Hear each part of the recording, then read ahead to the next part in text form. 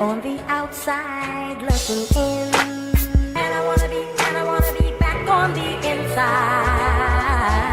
I don't wanna be left on the outside, all alone.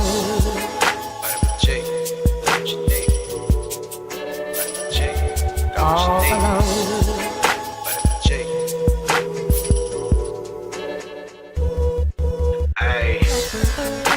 With beats, discussing the heat in the streets. Take over the west and the east. I got what you need, a dose of this vitamin G. You rockin' with beats, discussing the heat in the streets. Take over the west and the east. I got what you need, a dose of this vitamin G. You rockin' with beats, discussing the heat in the streets. Take over the west and the east. I got what you need, a dose of this vitamin G. Rockin' with beats, discussing the heat in the streets.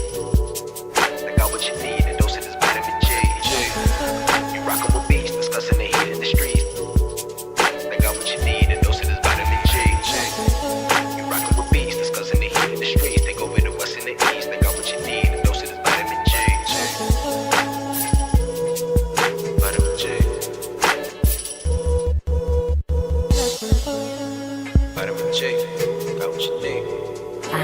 On the outside looking in, and I wanna be back on the inside. I don't wanna be left on the outside, all alone. Vitamin J, got what you need. Vitamin J, got what you need. All alone. Vitamin J. Discussing that heat in the street, hey, we got just what you need on Vitamin G. You rockin' with beats, discussing the heat in the streets. Take over the west and the east. I got what you need, a dose of this vitamin G. You rockin' with beats, discussing the heat in the streets. Take over the west and the east. I got what you need, a dose of this vitamin G. You rockin' with beats, discussing the heat in the streets. Take over the west and the east. I got what you need, a dose of this vitamin G. Rockin' with beats, discussing the heat in the streets. I got what you need, a dose of this vitamin G. You rockin' with beats, discussing the heat in the streets. Got what you need, a dose of this vitamin G. You rockin' with beats, discussing the heat in the streets. Take over the west and the east. I got what you need, a dose of this vitamin G. Vitamin G.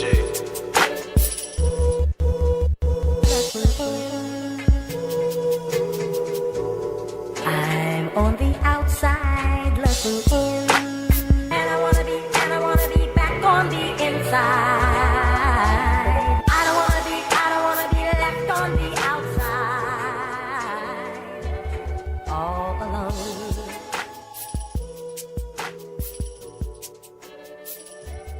All alone.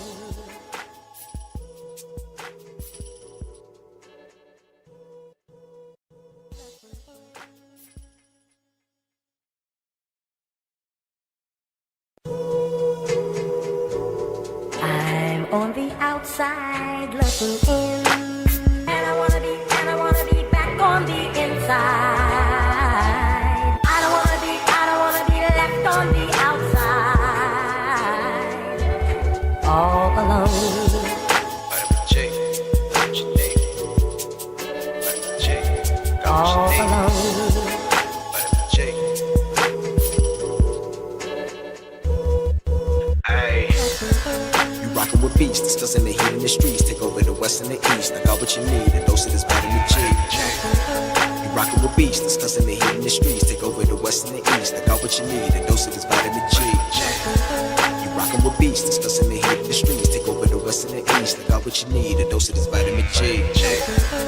Rockin' with beats, discussing the heat in the streets. I got what you need, a dose of this vitamin G. You rockin' with beats, discussing the heat in the streets. I got what you need, a dose of this vitamin G. You rockin' with beats, discussing the heat in the streets. Take over the west and the east. I got what you need, a dose of this vitamin G. Vitamin G. Vitamin J, got what you need. I'm on the outside looking in, and I wanna be back on the inside. I don't wanna be left on the outside, all alone. Vitamin J, got what you need. Vitamin J, got what you need. All alone. Vitamin J.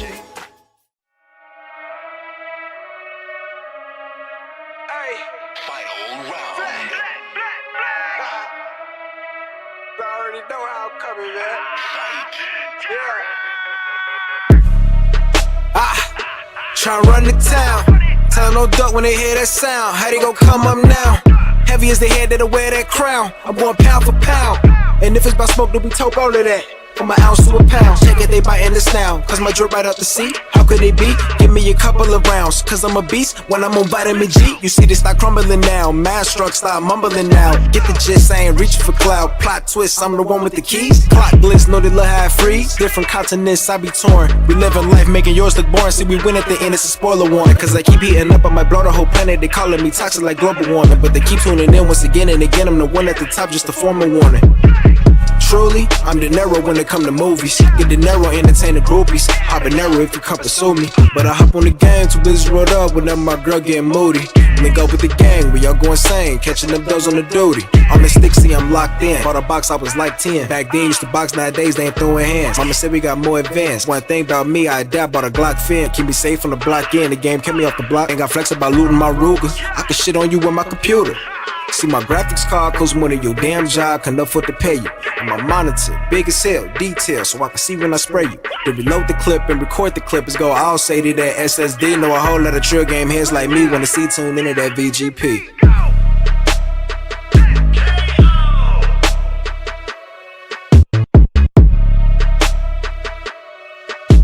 Take over the west and the east, and we got just what you need on vitamin G.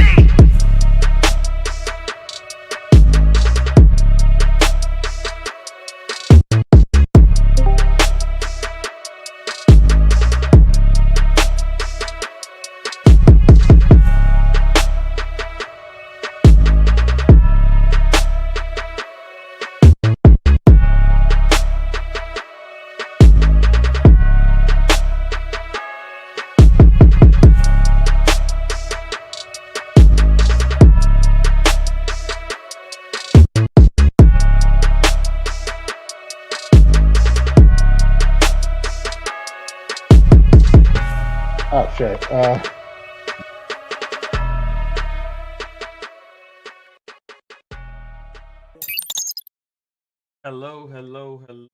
Welcome everybody to episode 257 of the Vitamin G podcast. I am your host, Pharaoh, and with me today, I have great Nappy Senshi. What is on?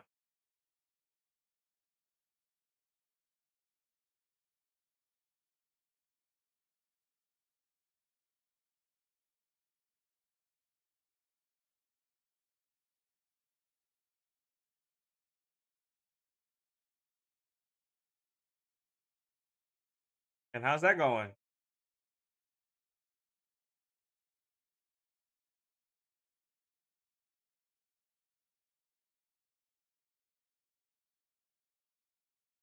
Hmm?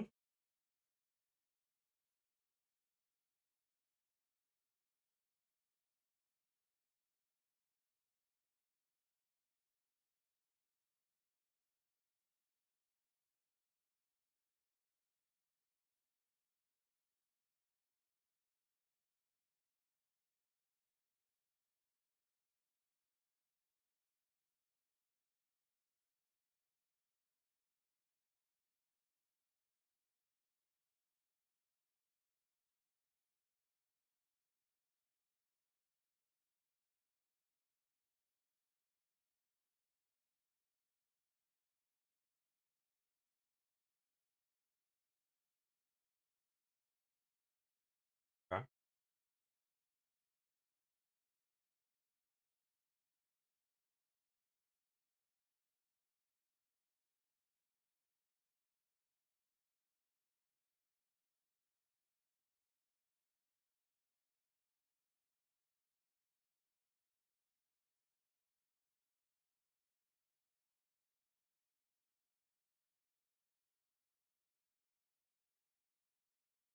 Uh-huh.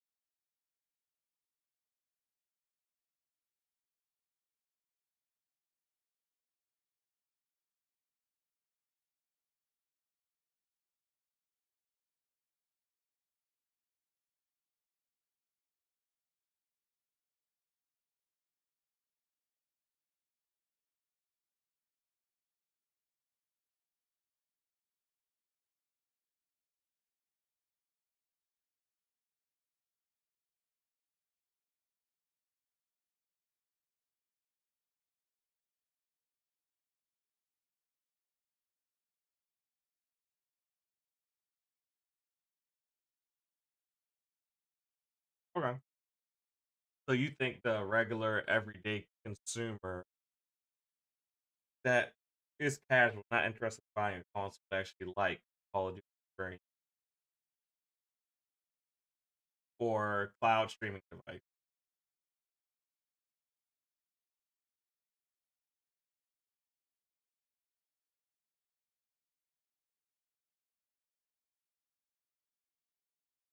Hmm?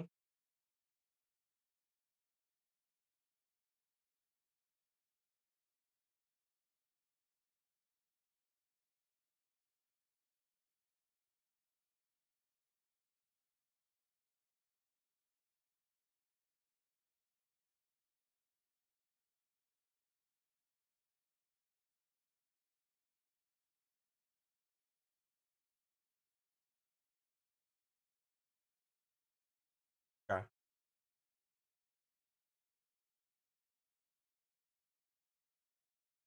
No, but I'm talking about for, like TV.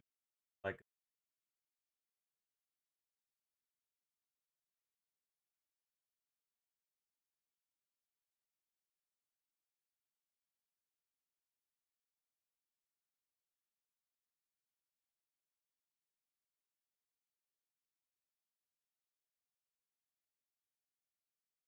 okay,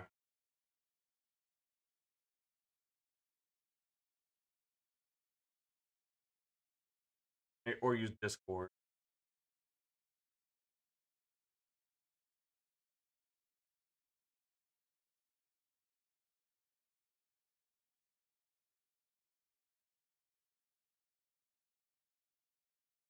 I'm wondering how that applies to Fire still.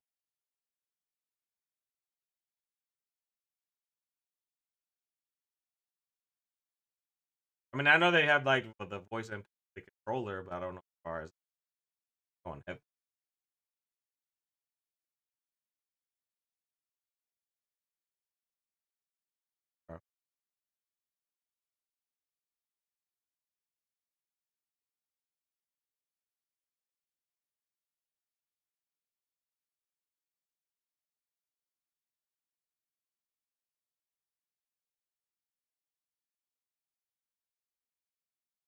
Okay.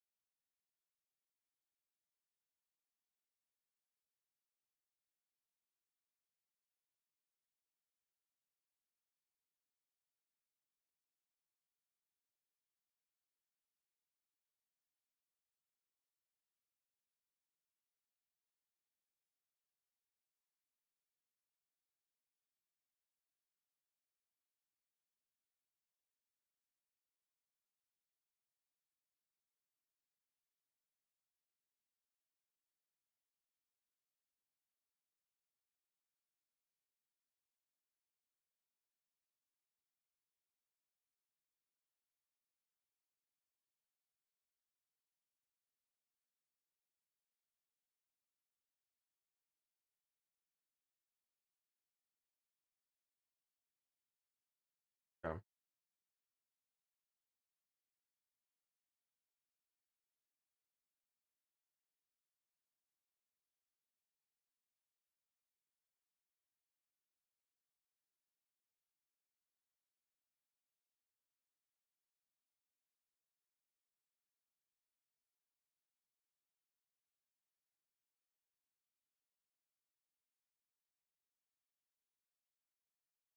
I mean, that kind of makes sense in the sense of like, they you're not buying a console. They want to get their money, somewhere. They're gonna get it on controller. Yeah,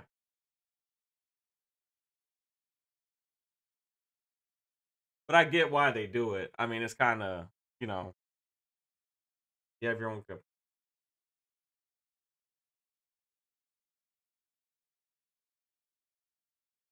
No, it's not that much. It's like $28. Yeah, if you go like to like CD keys or something like that.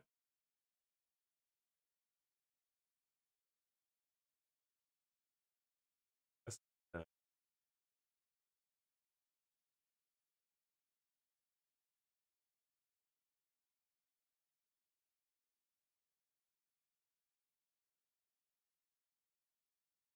You know what? Probably right now, they probably. I'm sure they probably are cracking down on it like right now this month because yeah, I'm looking on CD Keys right now. They got 3 months Ultimate for $29.89.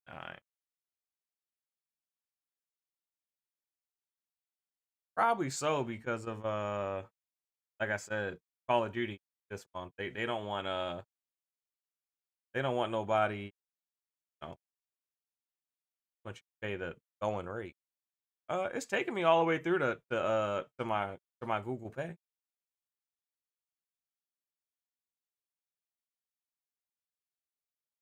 Yeah, I ain't gonna run it, but uh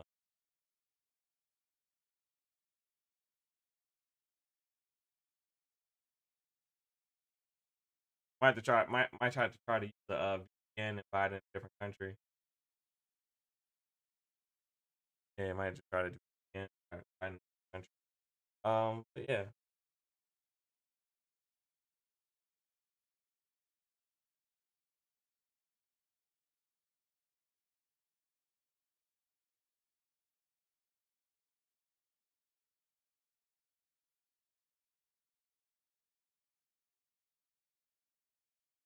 No, you can't. You can't get a wire. You can't get a wire connection. Like you can't get a connection with the Fire Stick, but you can with the Fire Cube.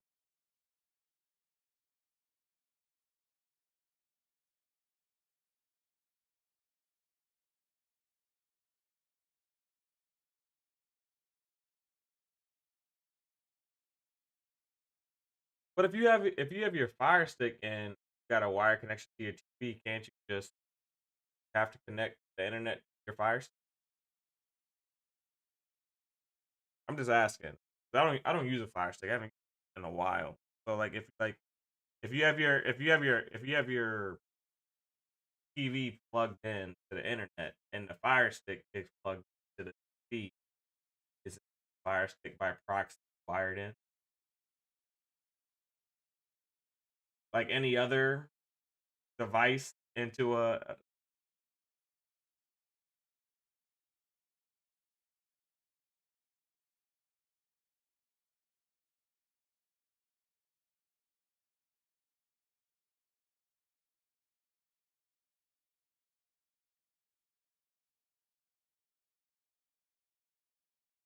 Apple TV?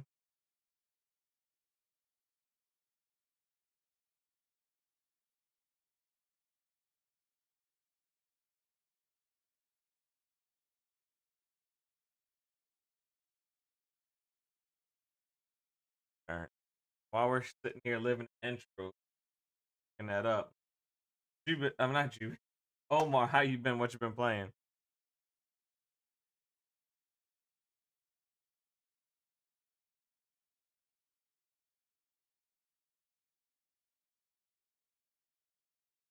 Are you liking it?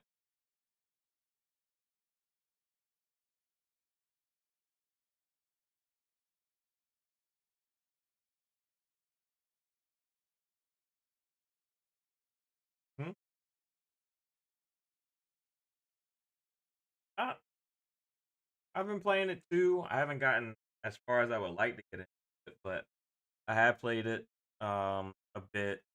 Um, I would say that metaphor, in a way, kind of gives me Xenogears vibe.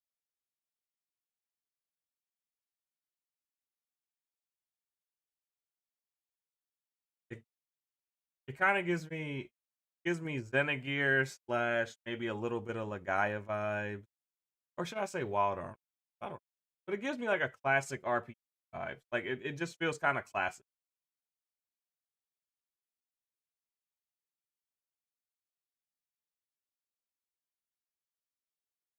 Yeah, that.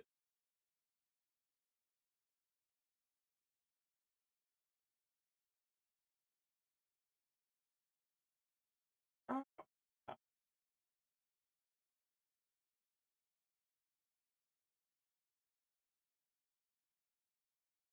Oh yeah, but for me, like as far as like just the feel of the game and the characters and all that, it just feels like an old JRPG. Feels it takes me back.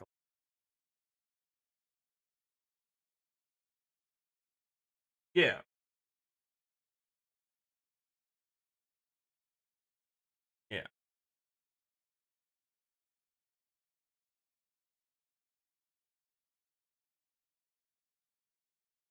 The voice acting is pretty good. I like how they circumvent like the fact that you name your character. How they kind of circumvent that conversation talking. I do like how they.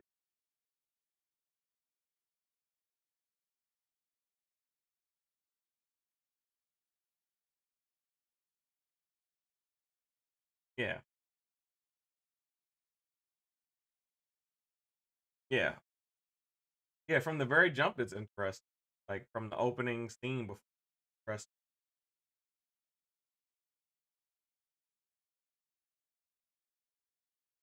Oh, did you come?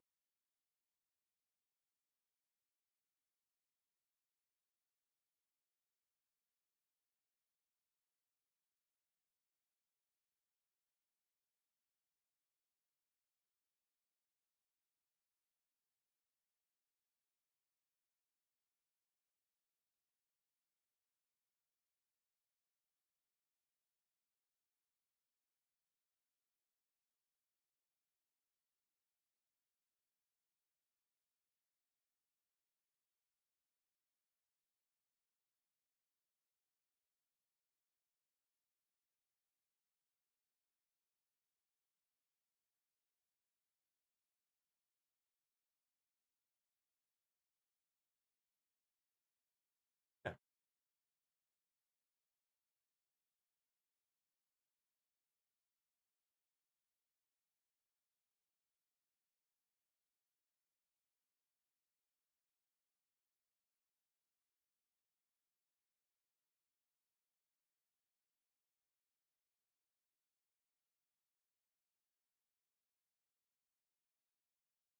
Oh, Persona does it, Hey, look. that it does Wait, feel wait, I wait. different. fixed it. I fixed Yeah, go ahead.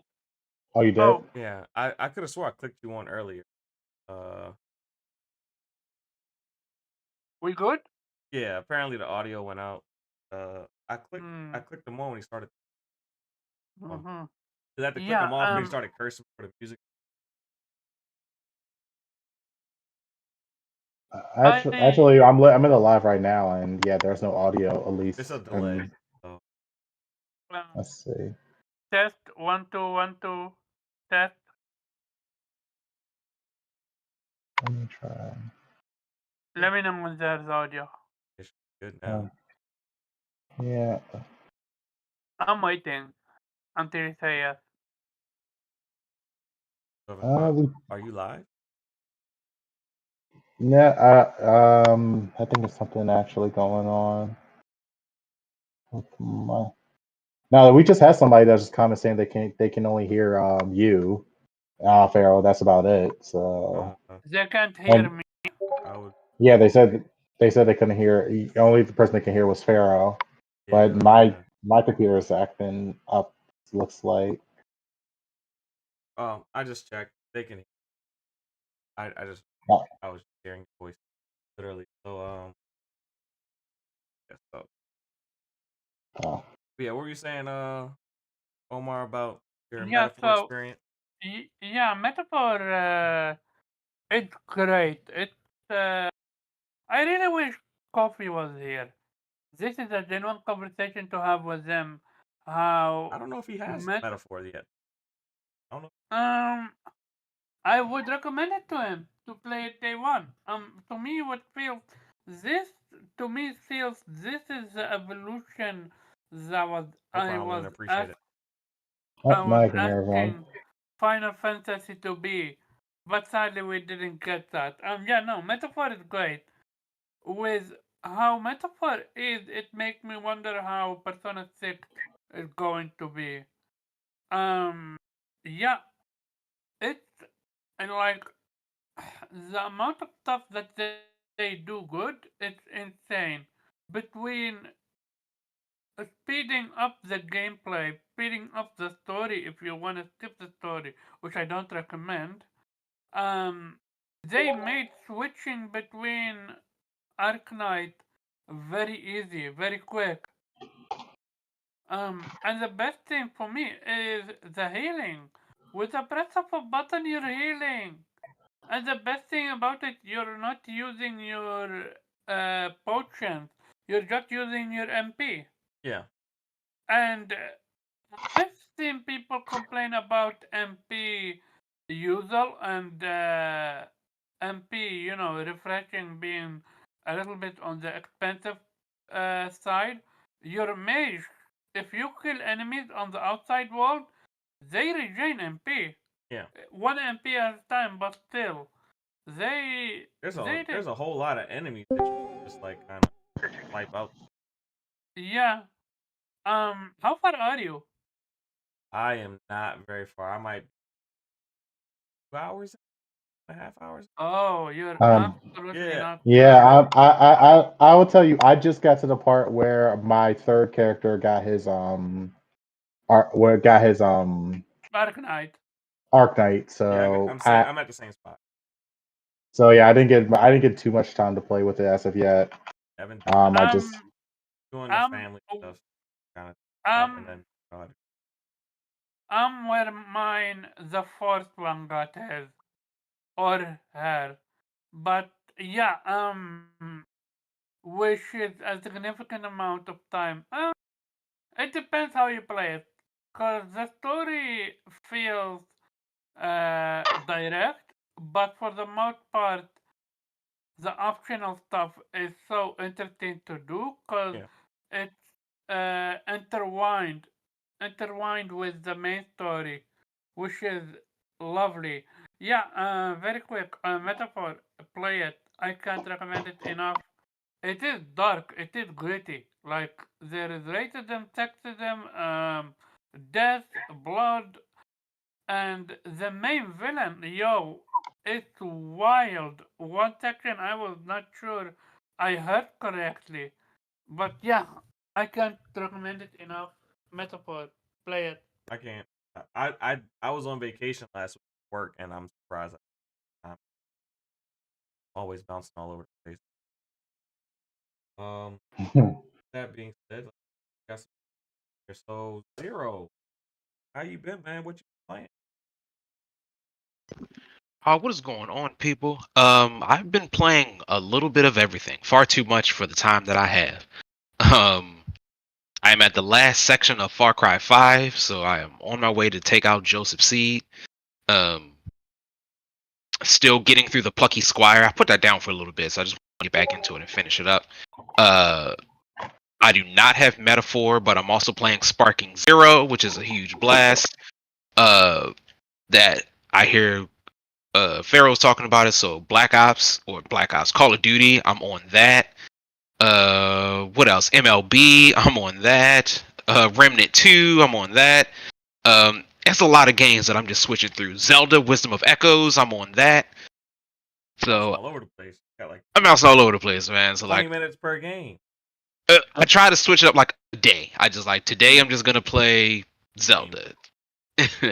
nah, he gaming. He gaming like he don't have a family. Like I'm just Yeah. wow. His beer stash. No responsibility. You don't even. I don't even think he has a dog. I do not have a dog. See? You know, animals Wow. taking up time.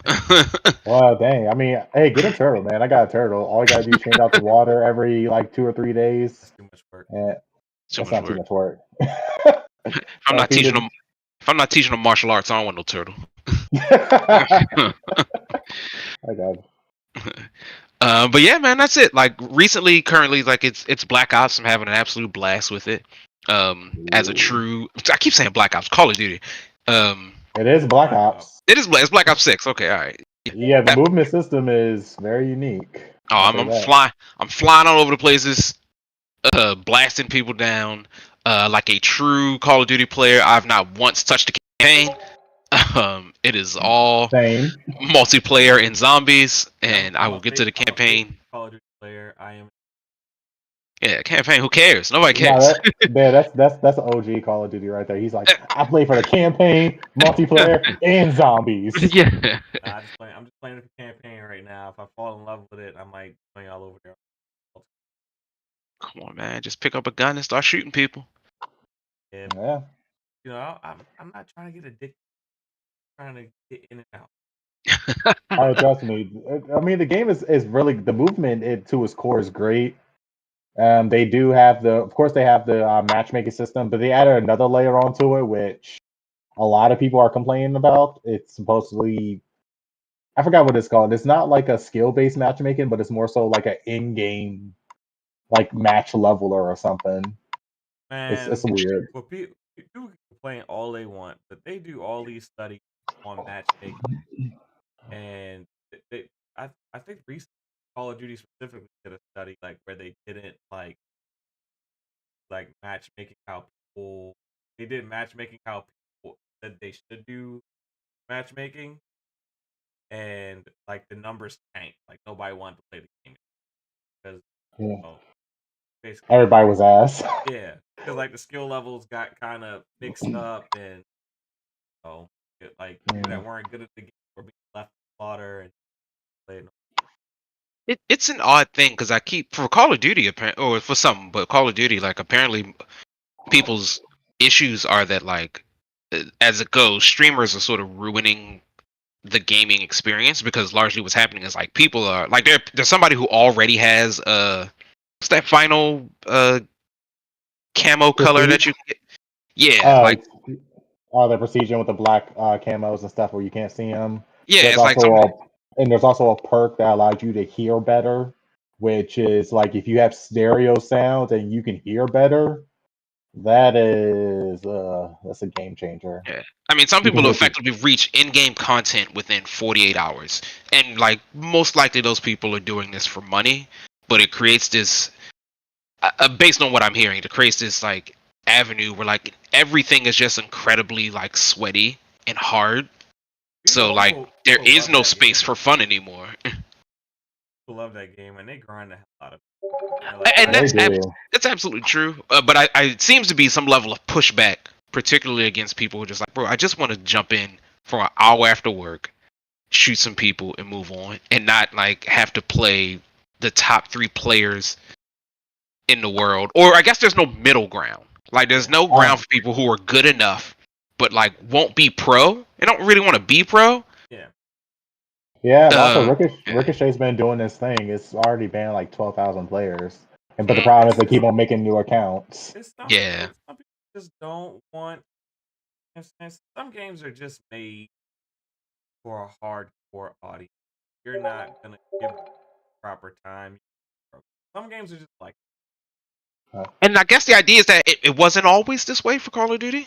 I don't know, right? Like, oh, I mean, there are 360 errors when streaming didn't exist. I mean, I could see that, but ever since we got yeah, COD tournaments and now streamers are making money off of this, be showing their crazy kill cams, macro keys using to but even swap like weapons quickly. it's a lot of It's people that yeah. that's crazy. the only game they like. It's the only game they play. Like some people are I not variety gamers. Pick up COD every year, and they might bounce between COD and one other game every year, and they might only play 2 games. fair. I do have an answer for you about the Fire Stick, by the way. So the Fire Stick does not have an Ethernet port, but it does support Wi-Fi 6E. Okay. So Wi-Fi 6E with a Wi-Fi 6E router doing Game Pass may actually be decent, and it's only $40 for the Fire Stick. Surprisingly, that's Yeah. actually pretty cheap. So sorry on my end, guys. Nappy was saying earlier that he actually has been doing nothing but playing Call of Duty to get his TV. The Xbox Cloud Gaming. Gave it a pretty glowing review. That said it works pretty well, but the controller, you might have some controller issues unless you use the Xbox certified. Yeah. They also DualSense does work natively too, and the Amazon Luna controller, which is interesting, but okay. I mean, it is Amazon. Yeah, yeah. So, but yeah, the only thing is that you can't get into voice chats or there's no mic settings, at least for my TV, that I can't have voice chat with anybody. So I got to use a different device. Got to use Discord or whatever. But even so, if you use Discord or if you use the Xbox app, you can only voice chat with or on your friends, correct? You can't like hear Well, people yeah, in the lobby that you're yes, in. I can hear people in the lobby. I just can't communicate with them. That's what I'm saying. Even if you had the Xbox app, you wouldn't be able to communicate with the lobby that are in your party. No, I can't even do that with at least with my TV. I can't. No, I know you can't with the TV, but I'm saying, all right.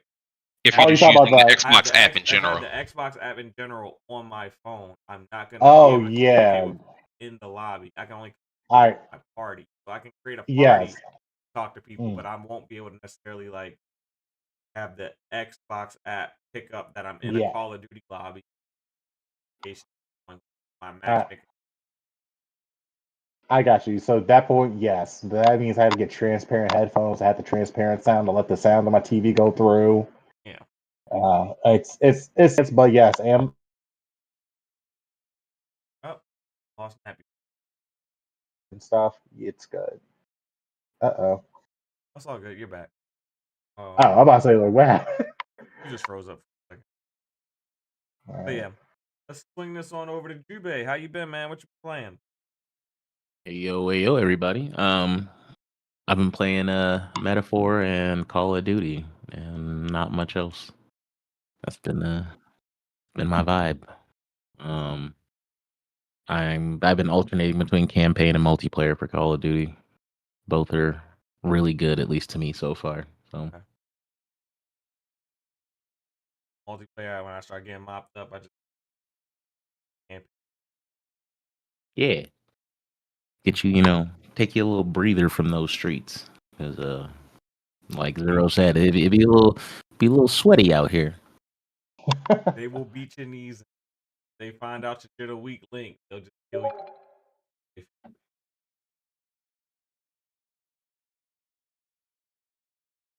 Yeah, I've had a couple of good games though, so I'm not too mad about it. Mm. Hey Jube, are you using the Xbox Live or are you just sticking straight to your Xbox? Oh, I'm just playing on my Xbox. Man, I listen doing this for you, man. Playing directly on my TV. Now, I know y'all were saying earlier people want a game they could casually play. But from my knowledge, first person shooters are not necessarily casual experience. Are there any FPS Can multiplayer? be. I would definitely say Halo was. Halo I'm talking was. I about mean, right. I I'm think. talking about currently. I I mean, mean, Halo is. So you're saying I a person mean, can casually pick up Halo. Actually, I Halo? was on Halo today. I tried out that Hell Jumpers mode. Yeah. Actually, a Yeah. lot of fun. I was doing it solo though, but like with a group, I could absolutely have a blast with that. So you're saying that a person can casually like download Halo Infinite right now, uh, And find a mode that they find very still entertaining. Absolutely. be Yeah. familiar with how to play a first person shooter, jump into the lobby, act like act up in it. I think so. The training in the game is good. There's Yeah. a tutorial. But I'm saying you gotta skill up a little bit before you just jump into the multiplayer and Ah, not get just mopped play up. spend the 10 minutes playing the tutorial and you're good. Don't get mopped up. I don't know. I'm not a big Halo player. When I play with you guys, I got mopped up. That's it. I'm not gonna say like they're gonna go off and do big numbers, but like Overwatch was another one where like because it's a team-based objective game, like you could do pretty well. You know, if all your job is just to kill people, it's like, oh yeah, kill people. We'll move the payload forward. And part of Call of Duty's thing is it's just the time to kill is so fast. Yeah. So it's just like you jump in, you get blasted, and I'm down, and you turn the corner, and then I'm down, and then I finally get a shot off on him down, and it's like I just feel like I'm never hitting anybody.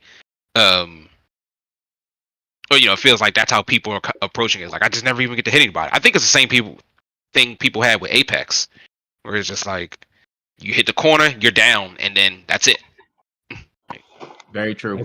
No especially more with play. SMGs. Yeah, like no more Everyone, playing Apex. SMGs are just like that's that close enough personal slide kill. Yeah. SMGs everywhere.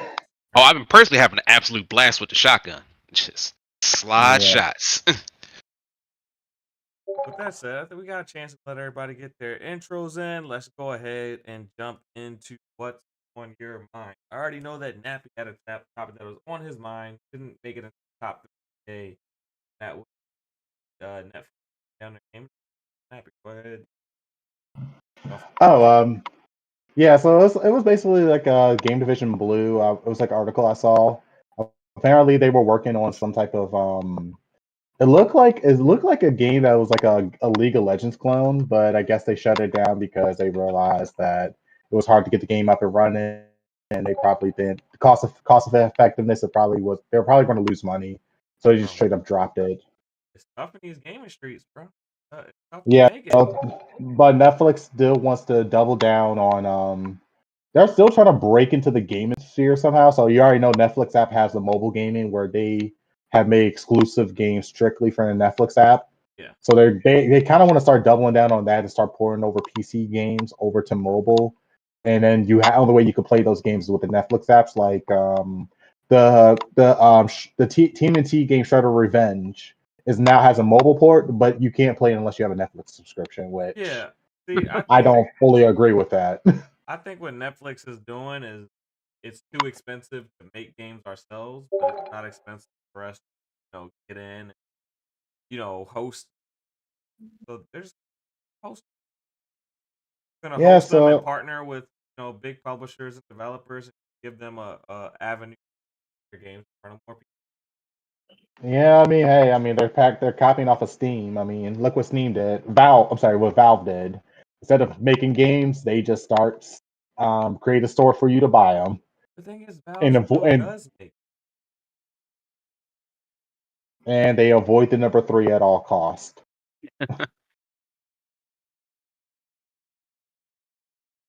So, but that was just a small topic for you guys. Anybody else have something on their mind?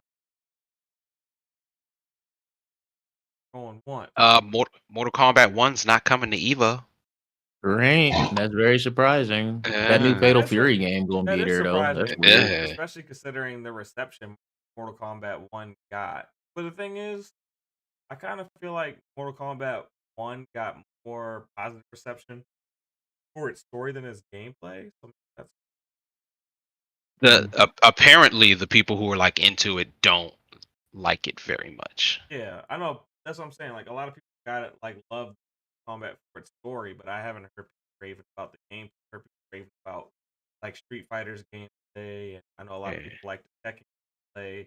When it came to Mortal Kombat, I didn't hear people talking about the gameplay. I only heard people talking about the story. I think that's probably kind of made it. Oh, we're not. And people weren't even happy with some of the story changes either, because I know there was a big to do about Sector and Cyrax being women. Yeah, even though they're fucking robots, who gives a shit? I would say, like, Well, I mean, that's the reason why people are supposed to be robots. I mean, Okay, but they were they're- proven to be people already. Oh, so they're Like, cyborgs. They're not robots. Yeah, they're cyborgs. Yeah. Okay. Yeah. Which, they're to be cyborgs. fair, was like that was established way back in Mortal Kombat's In lore. MK3, yeah. Yeah. For sure. They've been talked about this. It's like you Yeah. knew.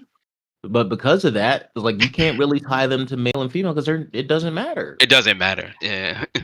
You never see them without the mask, really. Anyway, like Yeah. that's just good world building. Yeah. I will say I definitely think this cast of DLC characters is one of their best. Yeah, that's true.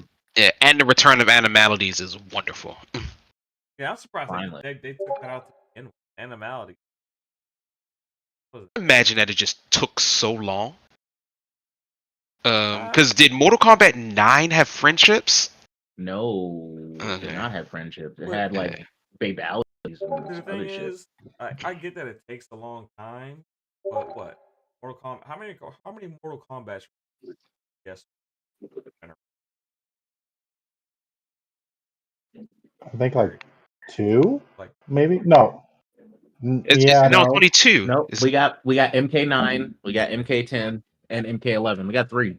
3. Oh, yeah. Oh, If MK11 you, was if you for go all the Xbox way One? back, yes, it was. So my thing Okay, is, in today's age of game development, a lot of it is building on top of code that you previously kind of add on to for a reason that that it's like for MKs finally get animality back. They have changed the engine, like Yeah. we're comparing because the shit was on the Xbox One. Yeah. We hadn't had Animalities in forever, right? Like it's been a very long Forever. time. a long I'm saying time. that's something that I'm saying that's something that they should have been building towards, and I'm glad that it's finally here.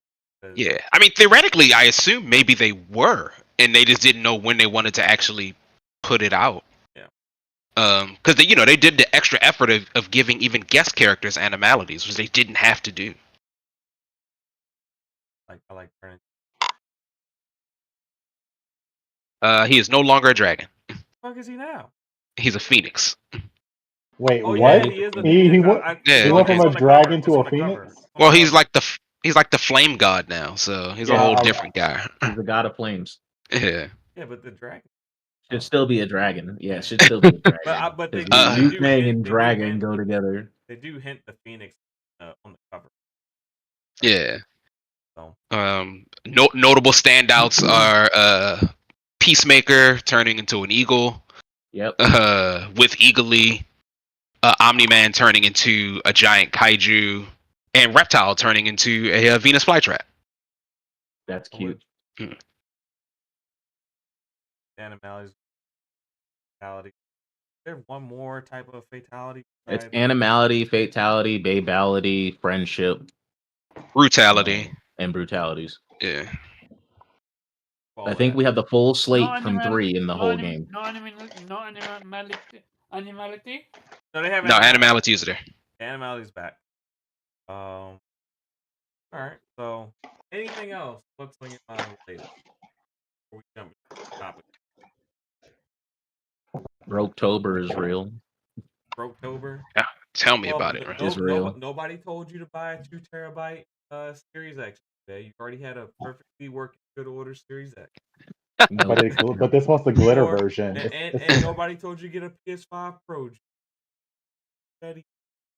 Yeah. My brain said, "Hey, On top of Sparkling Zero, Metaphor, and whatever other ungodly game purchase. Well, I saw him playing I made a COD lot of earlier.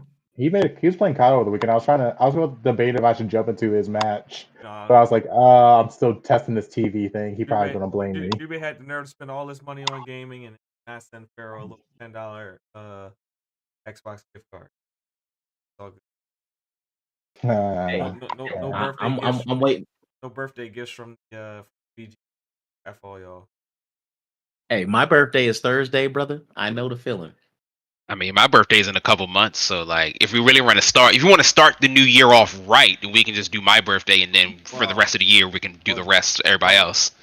Well, Zero Hash finally came over to the dark side of Xbox. So I guess. Yeah. Possible. Even my nephew has a Series X. I mean, a Series S. Okay. Series S for X. Down with X. Possible. They actually have gifting, unlike that other side. PlayStation. Anywhere from PlayStation ever. It should have been there. It should have been there. Gifting is That's great. essential. Eat it. Also, allow game sharing with up to 4 people. Oh, now you're getting greedy. I'm just throwing it out there. I'm about to say, I don't think like Steam lets you share with up to 6 people, so it's not like he's being greedy. I'm just saying, throw it out there. I Listen, I literally got 4 slots in my Steam family I can fill up. it's just as easy to ask for $100 as it is for $1,000. Just go for it. Yeah. I don't know. 4 people sounds like a lot, right? Nah, they just need to drop that family plan, brother. I need that family plan. There you go. Even if it's a little, even you gotta pay extra for the family. I don't think you're getting that family plan. We will talk about the possibility of things that might lead to family once we dive into. So we'll get there. If you guys have made it this far, just want to encourage you guys to hit that like button, share us out, and we're gonna dive into our first topic of the day, which is what is that? Oh, I already.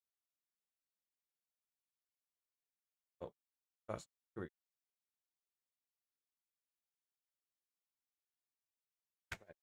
go. Call of Duty, biggest COD ever. So apparently, this is like one of the largest COD weekends that we've seen. I think probably 2 or 3 COD. Largest. I know we've seen in the UK, internet usage went up 104% over that launch Call of Duty. Steam has seen Call of Duty reach its second highest peak, and its highest peak returning platform did it. No, it's at the top of the charts of Xbox, top of the charts of PlayStation. So it's looking like this is one of the biggest CODs ever. It's one of the highest reviewed CODs in uh, where I see a lot of people giving yeah, what is it? The campaign 9 out of 10. I haven't seen any multiplayer, and I haven't looked at meta because y'all know me. I know Jube was getting hyped in the chat over meta. Somebody something about this at 9. And my response was, what was my response, Jube? Oh, F them scores. Yeah, I F them mean, scores. I was gonna play it. I'm not one of those guys that ain't gonna play it. I always say F scores. But yeah, it's sitting at an 82 on Metascore, which is pretty good. I don't know if that's the campaign. That's just like That was the general. campaign review. Okay. Yeah, it's sitting at a 82 for PlayStation 5, and no other platform has a Metascore. Xbox has 6 reviews, has 3. I'm surprised that in Hmm. total Meta only has 9, 8 scores, so seems a little Actually, low. let me check Steam reviews because I, that's I interesting. think part of that. Oh no, it's part of Call of Duty. So yeah, the reviews are going to be a little swayed because it's part of Call of Duty HQ. So that's going to be hard to. No, Uh, I don't think that's it. I think what it is that a lot of people didn't get early copies. So what was it? Metro UK put out a teething article talking about why they will not have Call of Duty review on launch. Um, Good. They don't deserve a review code. so I mean, a lot of these publishers don't deserve review codes the way how they talk. Nope. uh, Everybody should get it, and we get reviews the day after they get it. Just well, fuck all one, Not a day, maybe like a week or 2 weeks. Let them figure out as we are figuring out. that. Yep. I think a lot of it is with the review thing. I think in this instance, Activision chose to put the pressure on the reviewers to review the game fairly based on public perception. Also, like, so if you have to review it at the same time as everyone else, and everyone is loving it, ain't no way you're going to sit there and give it a 60. Whereas beforehand, like what typically is, a game will be about to come out, like for instance, Dragon Age Guild, which has very, very well. But that game is about to come out, and the review scores will drop, a day or two before the game actually comes out, and it kind of shapes the narrative of the actual launch. Yep. You right. So I think the thing that Activision with, but hey, you can review it at the same time as everyone else. And I think in this case, with it being a multiplayer game, that kind of gives you a true experience also. Because if all you're doing is playing against your fellow uh early copy review YouTubers. copy buddy, that doesn't give you a real feel of what the game is like versus you're playing mass audience. So Yep. I kind of like that they went this way for this type of game. But I do think like a game like uh Dragon Age Guard, that's probably a game you want to copy early. But in this instance, I think it fit this type of in mass because we've seen things in the past where the reviewer got a completely different experience what user got once live service launched mass. Yep. So Which is crazy. I remember that. yeah, so I mean we've seen this. Yeah, pretty interesting. But yeah, we're looking at one of the biggest CODs ever. Call it Game Pass has certainly driven engagement to the game. I know there's a lot of first time people who have might be their first time playing a COD or their first time in a long time playing COD. I admittedly am this is literally my first Call of Duty ever that so I've never purchased Call of Duty, and if I have played one, I don't remember it. If I played at somebody's house, Call of Duty that I've downloaded popped in the phone. Yeah, so it's definitely driving up user engagement. Um, you know, I think a lot of people are happy that and I know one of those people is Cube, so I'm gonna let him fire off first on his thoughts of Call of Duty, the success it's having. Yeah. Just from I've played about 3 campaign missions so far, and even that was enough. I'm like, bruh, compared to what we've been getting from them in recent years, this is fucking fantastic, especially compared to Modern Warfare 3. That shit was not great. Yeah, the campaign feels really good. It feels And excellent. I like the safe house. Safe house. Yeah, I the like whole idea of the campaign is cool. yeah. Like, it's not just, yeah, let's go down the corridor, guys. You know? Yeah. But yeah, like I'm looking forward to getting through that. Multiplayer has been a blast. Like I haven't ran into anything egregious yet. So And I like how you actually go around and like build your relationship with your mate, stuff like that. yeah, Not like instead of it being like already a thing. Like, yeah. So there are different things I don't like the whole like gotta like grounds for money type.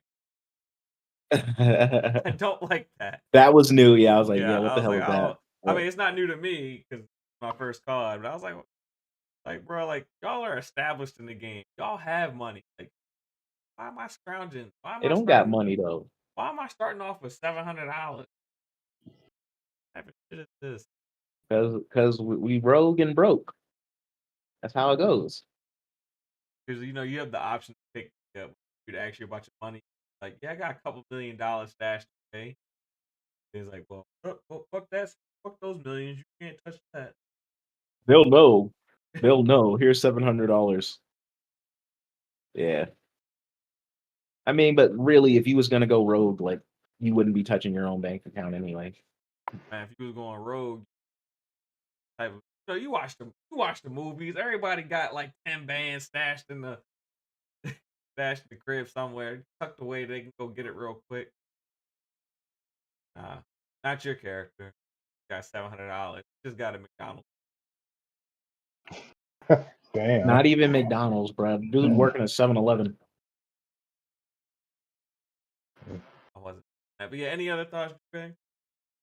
Nah, it's a blast to play. Like, to be honest, like I fell off of Modern Warfare 3 so fast. Even I've even dabbled in zombies, and like we made it up to like round 13, not really understanding what was going on the map yet. So it was mad fun. All right. So, based on you having fun and all that, but beyond that, looking at the numbers and everything that the game is doing in the first weekend, Yeah. do you think that this has been the biggest COD we've seen in a long time? Yeah. Oh, absolutely. It already is. Okay, cool. But they made And $1 billion in like 36 hours or some shit.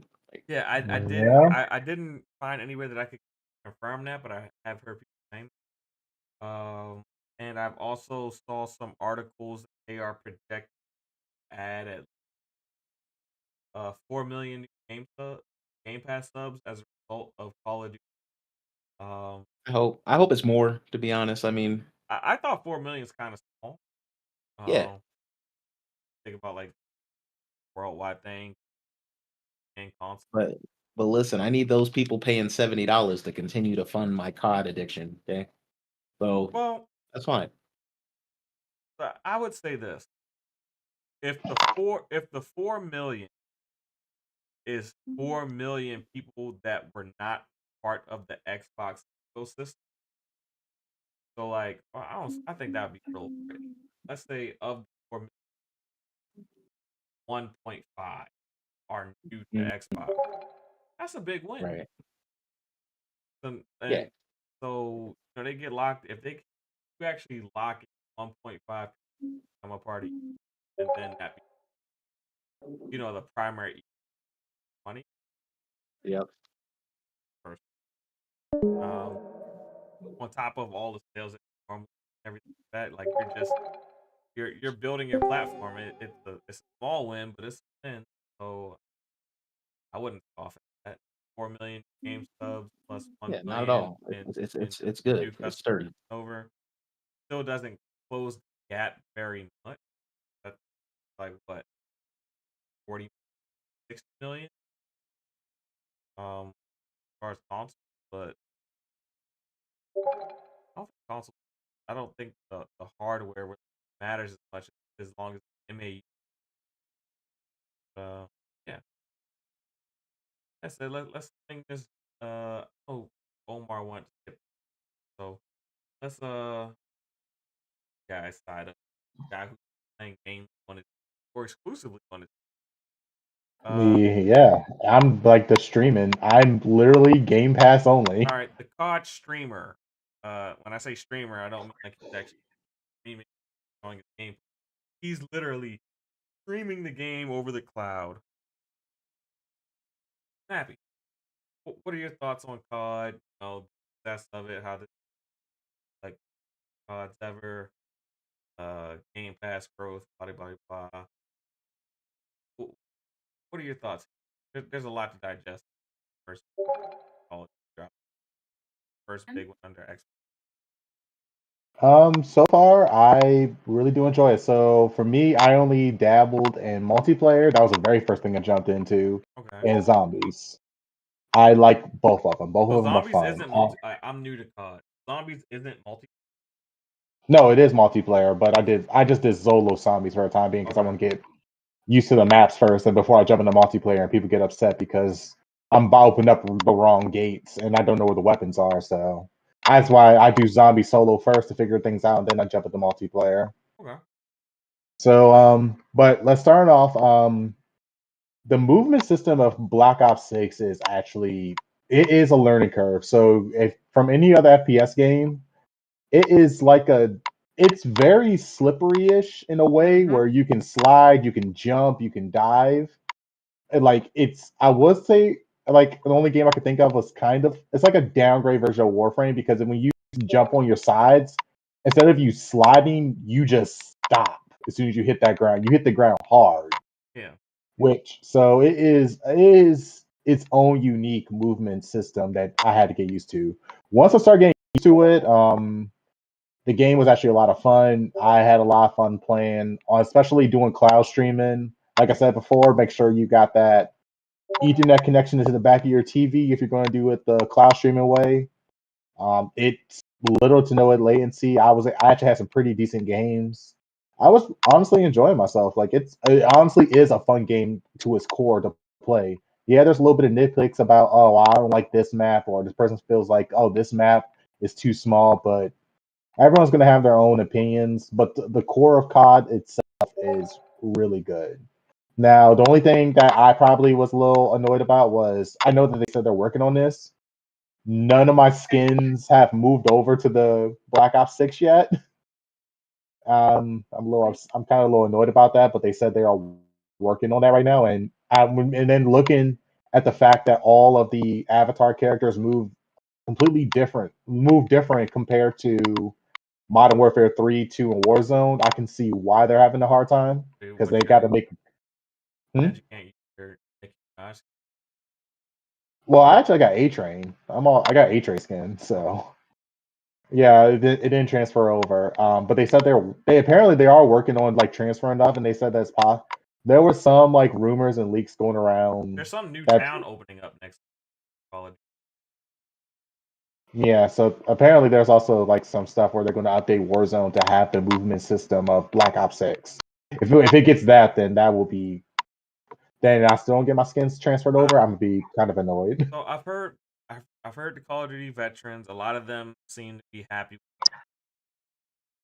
Um, from what I have experienced so far, like I said, being completely new to COD, not being Mhm. much of a first person shooter guy myself. Um, I do like the campaign, but there is very little hand holding. Like there's not even like a 10-15 minute like tutorial like how to do everything. You just gotta kind of figure it out, like bounce around the controls. That would be like my only negative, that they just don't give you a little tutorial. Um, I'm I mean, I do like I like the story. I like where it's going. Haven't made it too crazy far. Hopefully I can do another mission tonight. Um, after the podcast, I got work. Incredible. Incredibly, he says. I woke up at three. I woke up at 3 a.m. this morning. And I did not. I just kind of been up all day. I tried to take a nap. I just the rule number one about waking up in the middle of the night: do not look at your phone. That is the worst thing you can do. I Yep. didn't look at my phone. I just turned on the Terminator anime. You turned on the screen, so there's your You problem. turn on the screen. Yeah, I turned on the Terminator anime. I was like, let me watch the Terminator. That is the number one thing you do when you wake up in the middle of the night. You do not look at any screen, TV, nothing, because once you do that, you're not going back to sleep for another hour. So Your thing brain's is gonna want it. when I woke up, I had to I knew there was some household chores that I had to take care of before the rise of dawn. So I had to get the kids' uniforms washed because I didn't do it early. There was a couple things I neglected on myself, so I had to bear the pain waking up. Once you put something in the wash, you gotta stay up long enough to put it in the dryer. So I was kind of fucked. Got a couple episodes in the Terminator. Never kind of how that And very quick. Oh, I think Nappy, you have a sound coming from your area. I think maybe you have someone else, almost like a clink, a clunk sound. No. I did just hear like a click. Maybe someone's like gaming. Was it? Well, I'm not playing the game on here, but am I? I don't think it's you, but I do hear someone maybe playing the game. I am hearing it the entire time. Oh no, I wasn't. Yeah, I wasn't. I'm not playing any games right now or anything. It's reacting to your mic. It's after to your mic. Really? Yeah. The second you say a word, it comes about. It's very mild. I don't know what it is. Is it my fan? Is it my fans on my computer, or as you say, it's a clicking no, noise? it's like a little. It's like a click, like almost like you got like a controller in your hand, and like press the trigger or something like that. That sounds. It's very mild. Oh, Or you like maybe the connection on my mic. Well, No, it's wow. mic. I'll probably work on my mic and see what's going on. But get back to the point. Call of Duty Black Ops 6. It's a fun game. The movement system's great. They got the animations great for the whole on the crouching on the ground 360 roll around I find that great as well. Overall, a great Call of Duty game. I'm definitely going to sink a lot more hours into it. I am only doing the first month strictly on my TV. So by November 25th, I will be free to play it on other consoles or play it on my PC. I may play it on my PC from time to time just to do controller reviews, but that's about it. But mainly, it's going to be on my TV. Game Pass has actually worked. Like I said, cloud gaming, use goddamn Ethernet cables. All right, so I do have one important question that people who may be interested in doing the cloud streaming thing.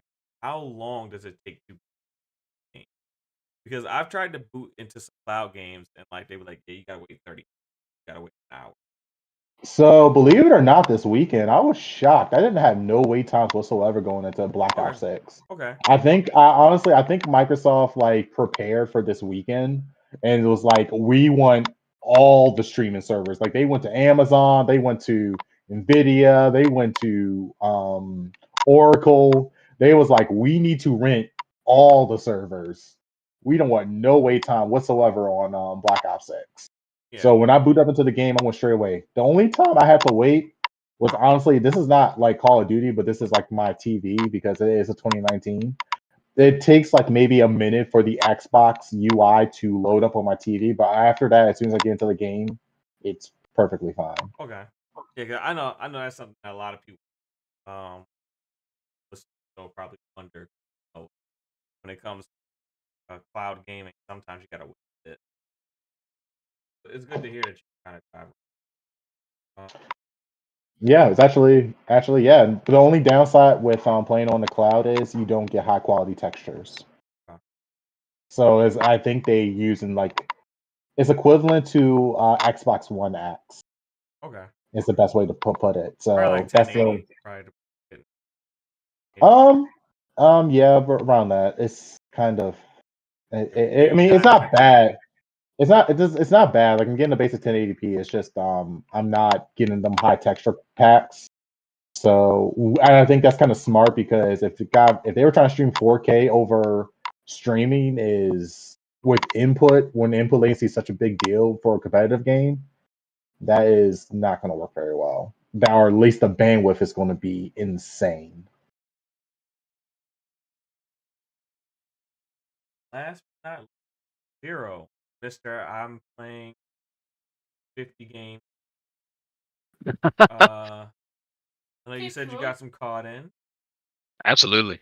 So, what are your impressions of the game, and what are your impressions around?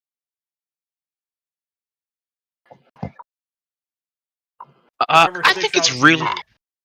yeah, I think it's really, really good. I'm a huge fan of the upgraded movement. One of the reasons why I liked COD way back when, particularly Modern Warfare, is that at the time it was faster than Halo.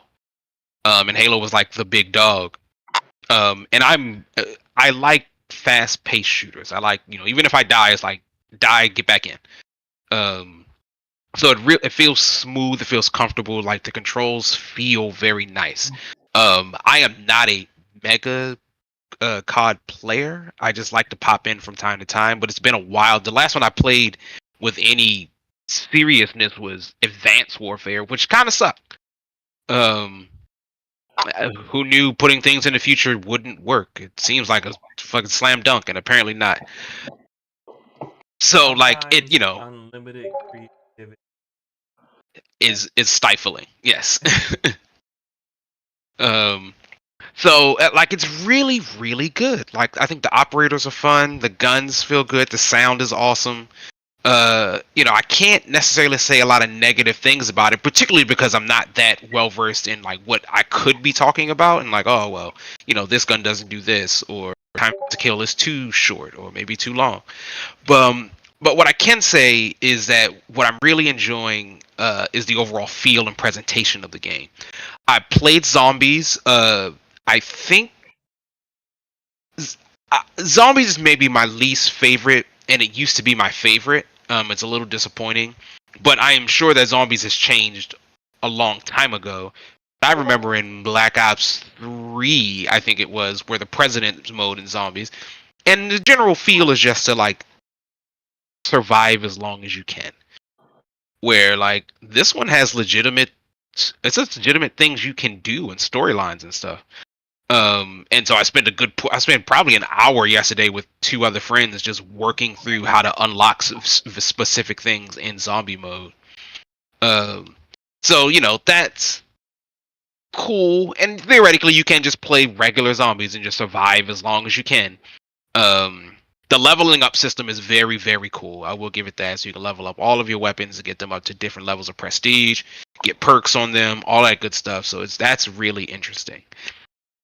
As far as putting it for Xbox, I mean, I think this is a game like this. That's what it's supposed to do, right? Like it's supposed to boost up either Game Pass sales or the major console of where it is. And I think in this case, it's rising tide lifts all ships type of deal. Like everybody's eating from the benefit of this Call of Duty, and I can't be mad at it. Like they seem to do it right as far as I can tell from what everybody seems to be wanting.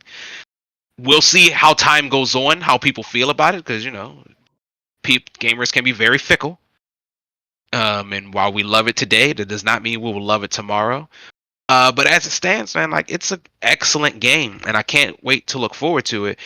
What else more it has to play? I don't play Warzone. I probably won't really ever play Warzone, so I won't really have any strong opinions on that. I'd much rather just play Apex.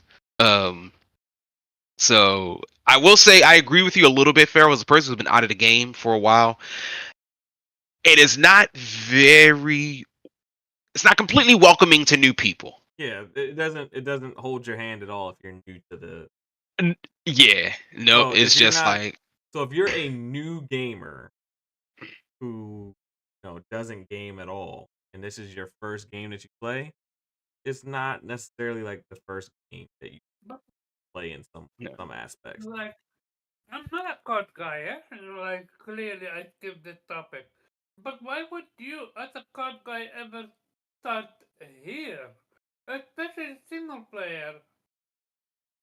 Well, some people really were turned off from the last couple of Call of Duties. And remember, like, there's two Call of Duties, right? For a first time person, why would you start there? So then if you're they're not in order.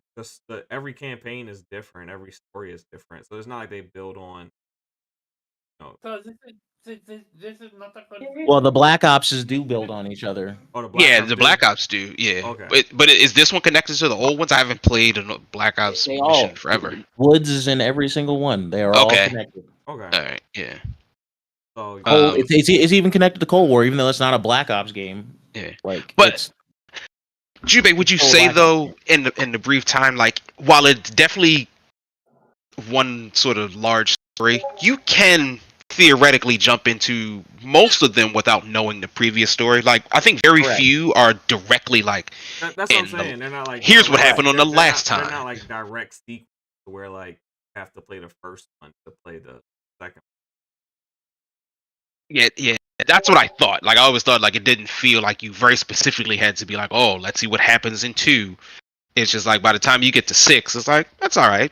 I think we're generally fine because the main character is a whole new character, right? Yeah, it's not like you're forced to. You don't have to go back and play even though the previous campaigns are short, like 3-4 hours. Yeah. You can watch something on YouTube. Like you don't have to play them. Like it's if you really care, you can find out. It's like a sitcom. Like if you jump in on episode 200 or episode 50, good to go. Yeah. So I don't think new players will be completely turned off because it's still very fun to play. Yeah. But I did notice, like, particularly one of the reasons why I stay away from Warzone is that Warzone feels like a lot is going on. Yeah. I can agree with you on that. I don't like it. I can't actually. Got your shit together. Yeah. I have to also say, like, after jumping into 6 and jumping back to old games, it's like now my brain got a shift between the movement systems because they're so drastically different. Oh yeah, I can imagine that. I can't I went back to Modern Warfare 2 because of their War Z mode, and I was trying to move like I was playing Black Ops 6 and it wasn't working. I was like, this is gonna be a problem. Gotta turn my brain off and back on. But otherwise, I can't say enough good things about it, man. Like I look forward to see where this game goes in the future. I'm excited. Yeah. I can't believe I'm back in the Call of Duty space, and on Xbox and PlayStation of all places. Like I can just switch back and forth. Did you buy Call of Duty or are you Game Pass? I am Game Passing and game sharing. Okay. So I think I've said before, me and a friend of mine basically trade back and forth between large releases. So I did Sparking Zero. Actually, he's one up on me because he did Metaphor and Call of Duty, and I just did Sparking Zero. So whatever else is out next is probably what I need to get. You started Metaphor or not? Not yet. I gotta finish one. I gotta at least finish one of these games first. Oh You're my. in for a blast. Trust me. I look for. I really want to play it. Like, Metaphor is I really good, bro. It's yeah. super good. It is. I'm going to assume it's also like an incredibly long game, which isn't a problem. Yeah. About Just 100 hours. yeah, You can Yeah. max it in 100 yeah. plus. So yeah, that's one of those. Okay. All right. So we got everyone's impressions for Call of Duty. Like I said, I'm a first time COD player. I think I'm the only one on the panel who's a first time COD player. Um, so my impressions were I jumped into it. I was pretty excited.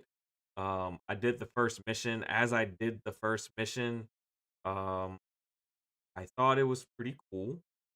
Um, but I didn't like that I didn't quite understand the movement mechanics and like the characters were like telling me, "Hey, get down." I don't know how to get down, so I'm like hitting the pause thing, then looking at the control Oh, prompt.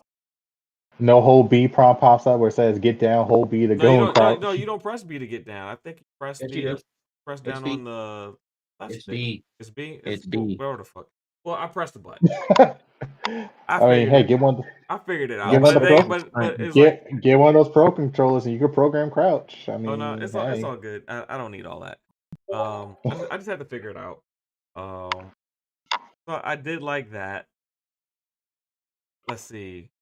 What I didn't like is when I switched between weapons sometimes, and I think I switched out of weapons because I ran out of ammo, and I picked Yeah. up one of the enemy's weapons, and the scope was horrible, and it led me into like this. I had to go like into this on the very first mission, went to the valley, and as you're walking through the valley, all the enemies are at a distance.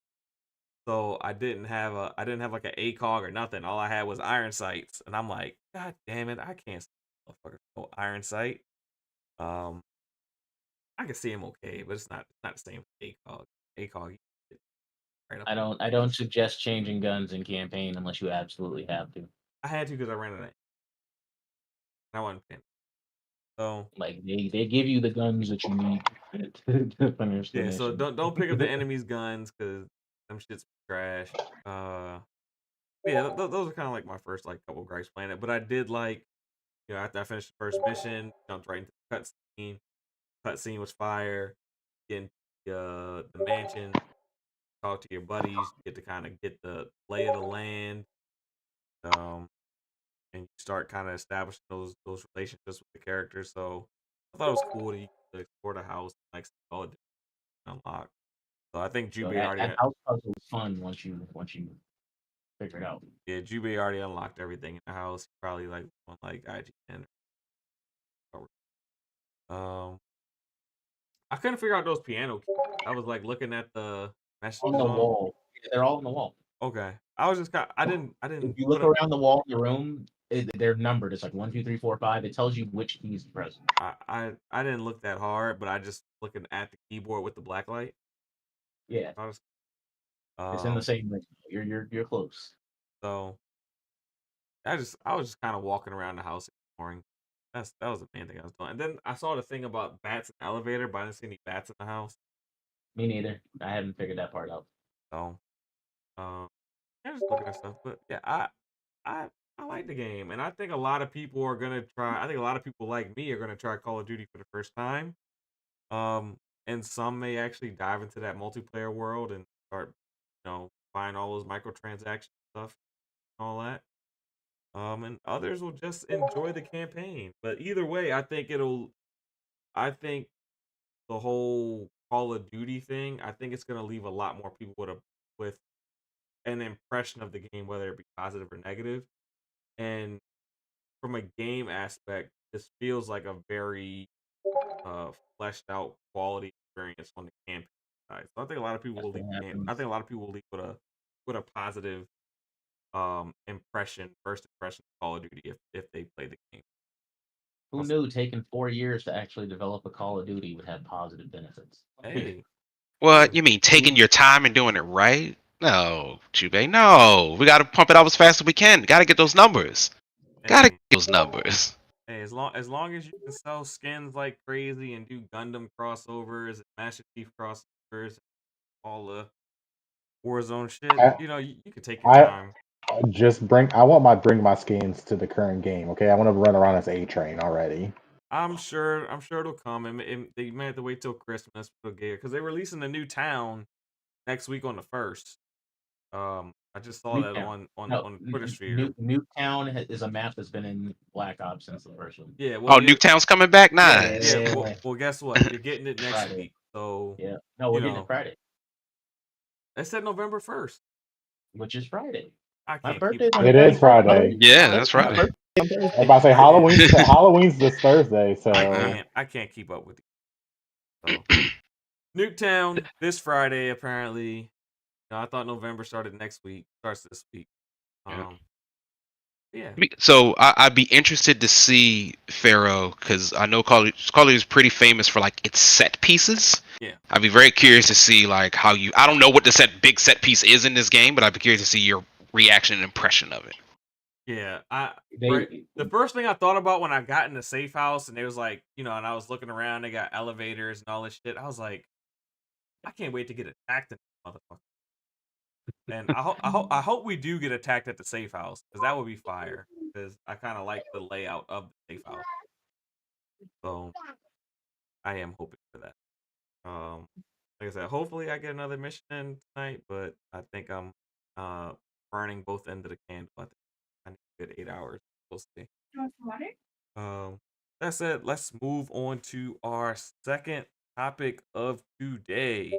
That would be the Dragon Age reviews dropped. I know we kind of talked about it a little bit. I'll kind of pull up where they're sitting at meta wise. But a lot of people are saying that Dragon Age Fieldguard is not only the rebirth of the Dragon Age franchise, but kind of the redemption arc of BioWare.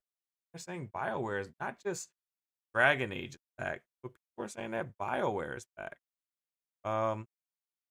So Was it one? the game releases on the 31st on Christmas.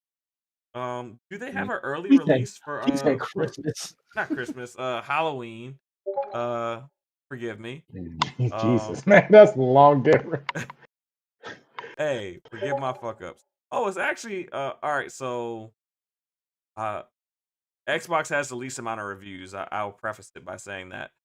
But it's sitting at 84 on PlayStation 5, 80 on PC, and 93 on Xbox. But I will preface that Xbox only has 5 reviews, whereas PC has 23 and PlayStation has 1. But still, a lot of people are hyped about this game. So I don't know if they have like an early access if you pre-ordered it. Does anybody know if there's early access? I didn't pre-order it, so Maybe EA Play. I can check Since EA it's Play an real EA quick. game. Yeah. So I don't know if we're actually early access.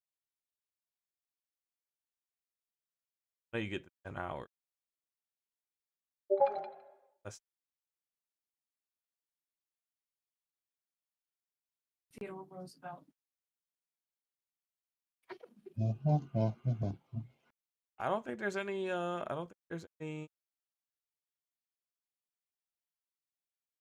yeah, no early access.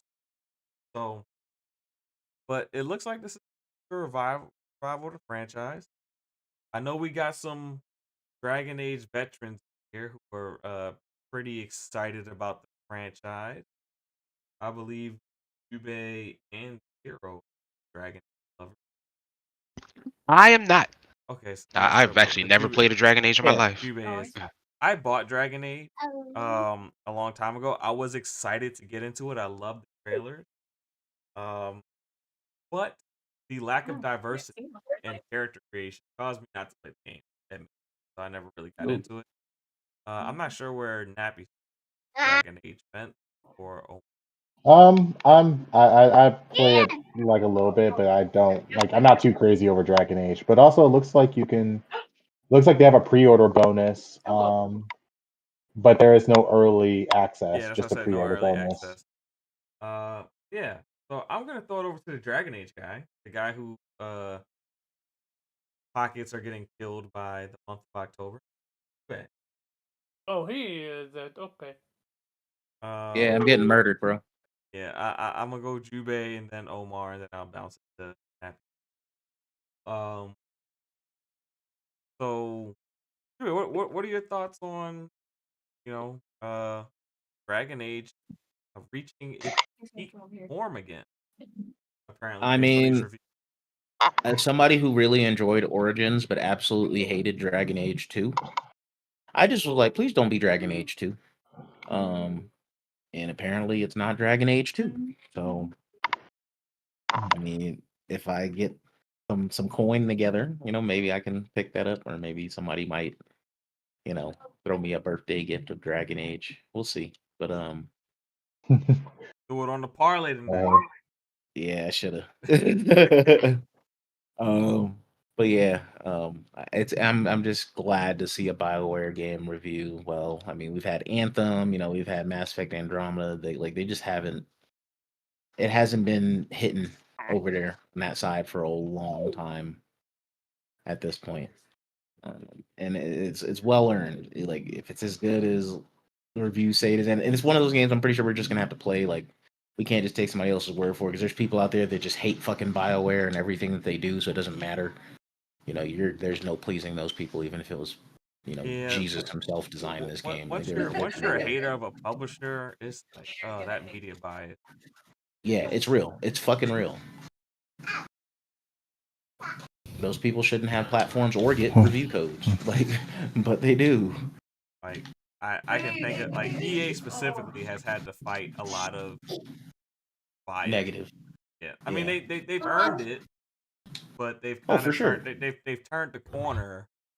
But even though they have kind of turned the corner, they still receive a lot of backlash across all the titles.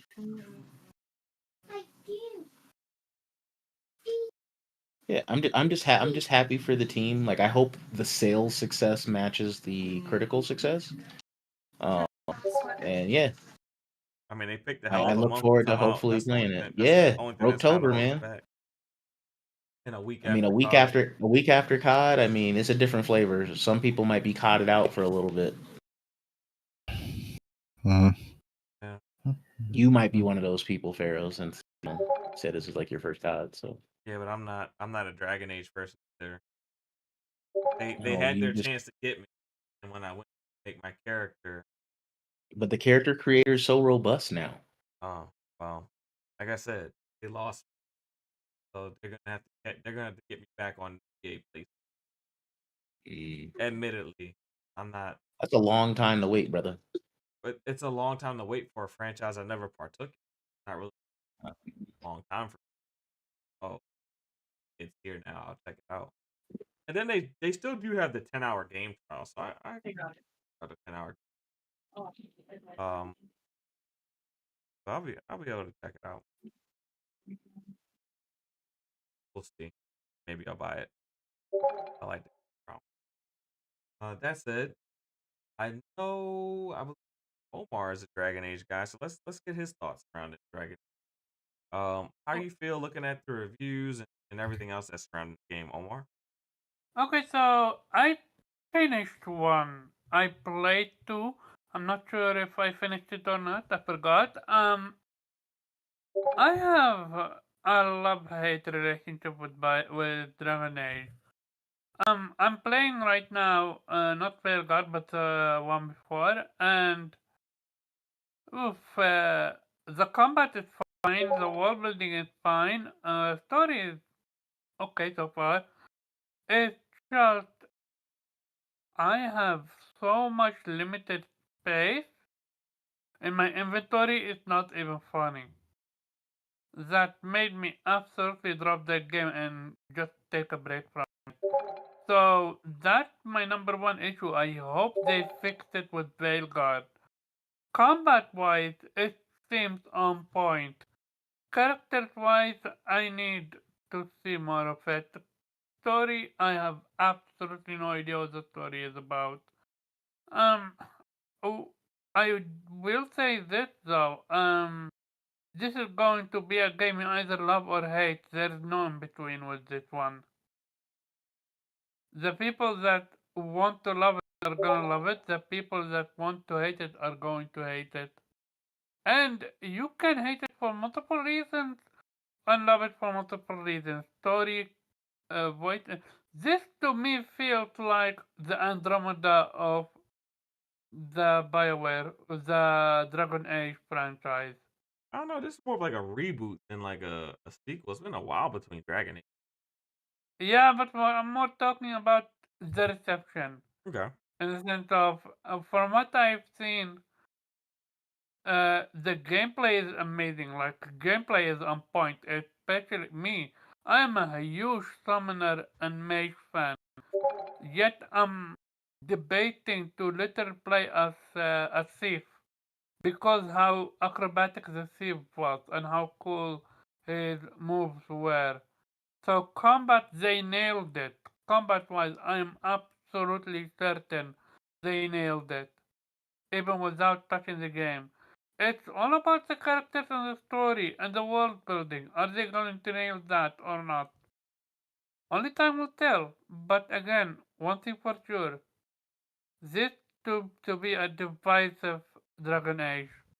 And yeah, people gotta vote with their wallet. You want it, you buy it. You don't want it, you don't buy it. That simple. Well, they do have the benefit of that 10-hour game trial for people who are a part of EA Play. So I think they'll, if you're interested in the game, you have, what is it, 10, 12 hours to really think your teeth into it and decide if it's really. I do think it's a shame that there's no demo for the game, but I guess the game trial will have to suffice for that are a part of it. Yeah, but he played some Dragon Age, so go to him and save zero for last. What are your thoughts on the Dragon Age reception? Is it a game that, based on its reception, would possibly interested in checking out? The fact that Dragon Age is actually starting to become good, and this, what I would most likely do at the minimum to test it out is I'll probably, I don't even think now I might have to sign up for EA Play all over. Well, actually, I got No, 2 days left. Are you on PC Game Pass or are you Game Pass Ultimate? I'm Game Pass Ultimate, It's so included in your Game Pass Ultimate. okay, then at minimum I can give if it's 10-hour just dipping my toe in just to give it a try, then I'll definitely just dip my toe into it first and just give it a try, see how I like it.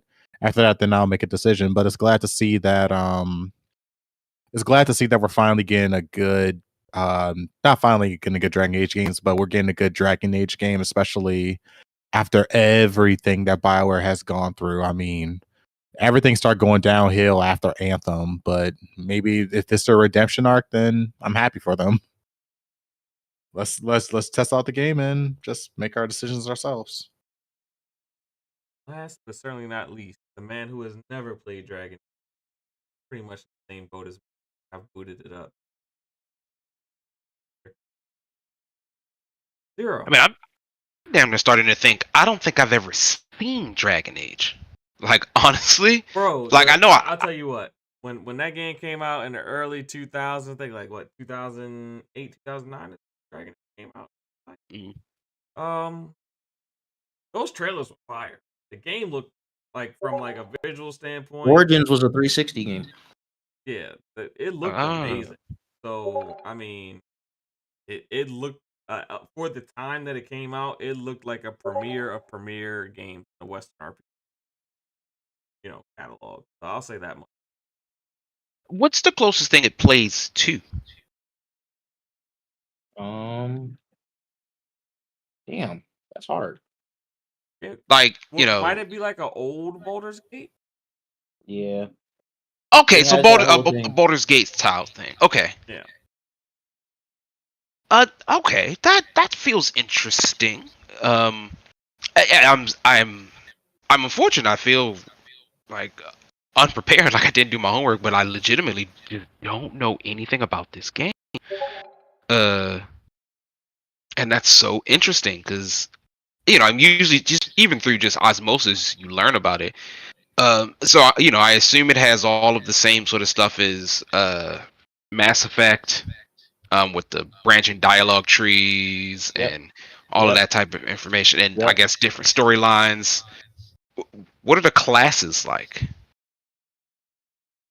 You have like a mage, like think D&D. Okay, all right.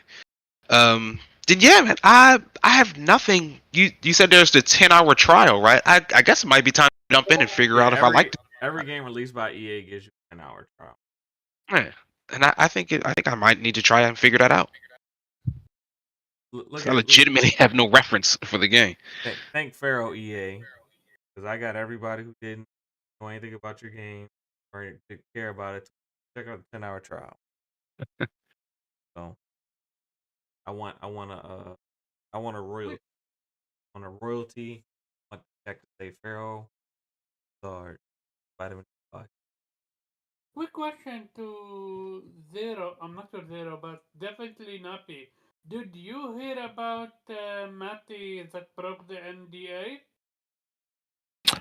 I heard something about the NDA where they leaked something they weren't supposed to, and They leaked the game. He gave a copy of the game to someone that wasn't fucking supposed to No, have one. they. He gave away the oh, game. Oh, he gave away the whole game. Oh, he not need the whole. he need the wrath of Nintendo lawyers on him. I'm not sure about the whole game. He did leak gameplay, and he is friends with people that rated and beat it. So good luck with that. But he did That's his fault. absolutely break the NDA, so it's going to be interesting to see if BioWare takes action or not. I mean, all I can say is if he broke the NDA, giving out copies early, when nobody's supposed to get a copy early, then that's on him. I don't think they'll go after him because he is a media member, but they'll probably give him a review copy. That's probably. He should be blacklisted. Yeah, that's what I'm saying. He'll probably be blacklisted. So probably won't get any EA game. Or at least like And not just EA. I mean, they all talk to each other, so yeah. But I'm saying that's a at least lot of I'm just saying studios. at least EA probably won't get another copy. But it's also he thing is that I don't think he applies for copy as an individual. So I think it's whatever company is a part of. He's a part of Colin Moriarty's company, right? What's the name of that I'm company? not. This is my first time to hear about the gentleman about the Matty Plays, So I right? don't know. No, it's not Colin. It's Matty, Mr. Matty or something like that. I shared it with you Yeah, but I'm guys. saying, doesn't he do doesn't he stuff with Colin Moriarty? Don't they, like does like the I'm not Xbox sure. show? I'm not sure. called- I don't follow him. But his name is Mr. Matty Plays. I've heard of him before. Yeah, so that's what I'm saying. But that's what I'm saying. I'm not sure if he applies for review copies as an individual, or if he applies for review copies as part of that company. So that's what I'm saying. I don't know how. Like, I don't know if he's still able to attain a review copy through the company as a part of kind of. I got you. So Did he could provide blacklist any the whole reasoning company. as to why he did it? probably not. Dirt, my friends, dirt. Oh, interesting. Yeah, so that's the only thing that I like. You can blacklist him, but if he works for, let's say he gets a job at IGN or whatever company, he'll still be able to get his IGN hands. shouldn't touch him. I'm just saying in general. I'm just naming company. But if he gets a name with Joe Blow company that you game, Yeah, it could be bad. he would still have access to review copies. Games, even though he may be blacklisted as an individual, kind of point.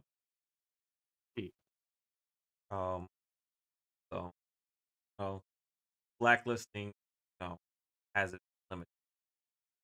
Unless you like blacklist to the point, it's like I don't want any of you to be an agent in hiring this guy. He'll still find Nintendo has the power to do that. Yeah. I say EA has the money to do it. Nintendo will go knocking at your door. Nintendo will go scorched earth.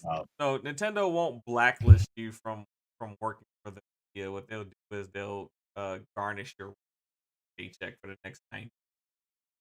They You figure it really out. working for them. Yo, that family that used to host that emulator site or the ROM site, they are still paying Nintendo back, Like, yeah, even though they.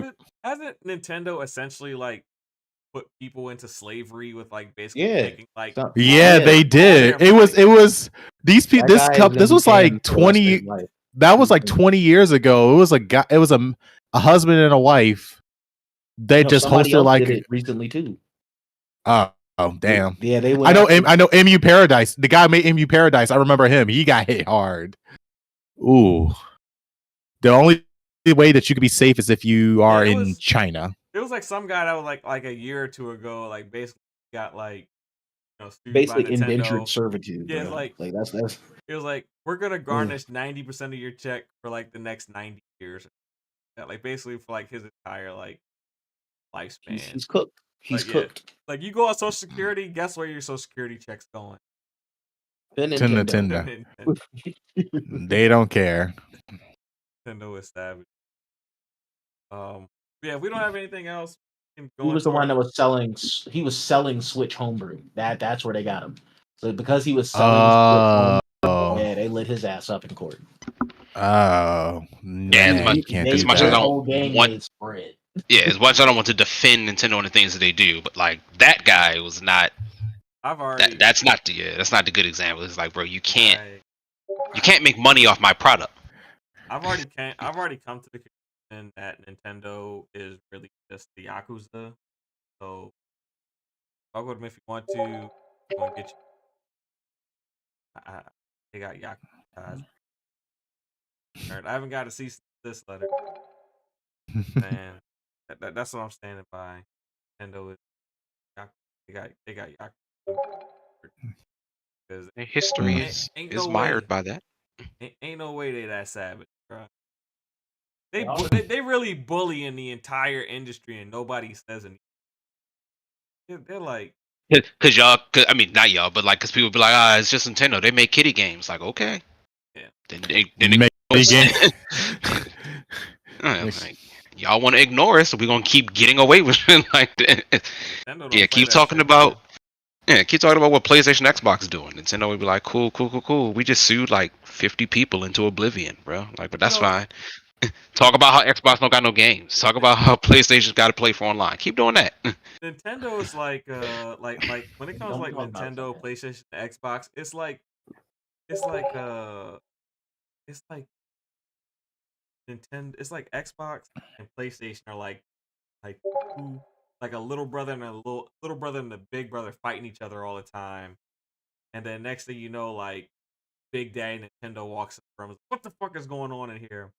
And then the kids have to like scrounge up, get themselves together, and act right when Big Daddy walks. As much as like Xbox, they say like they're the market leaders, we still selling Switch. How long has Switch been out? Like 2015? 2017.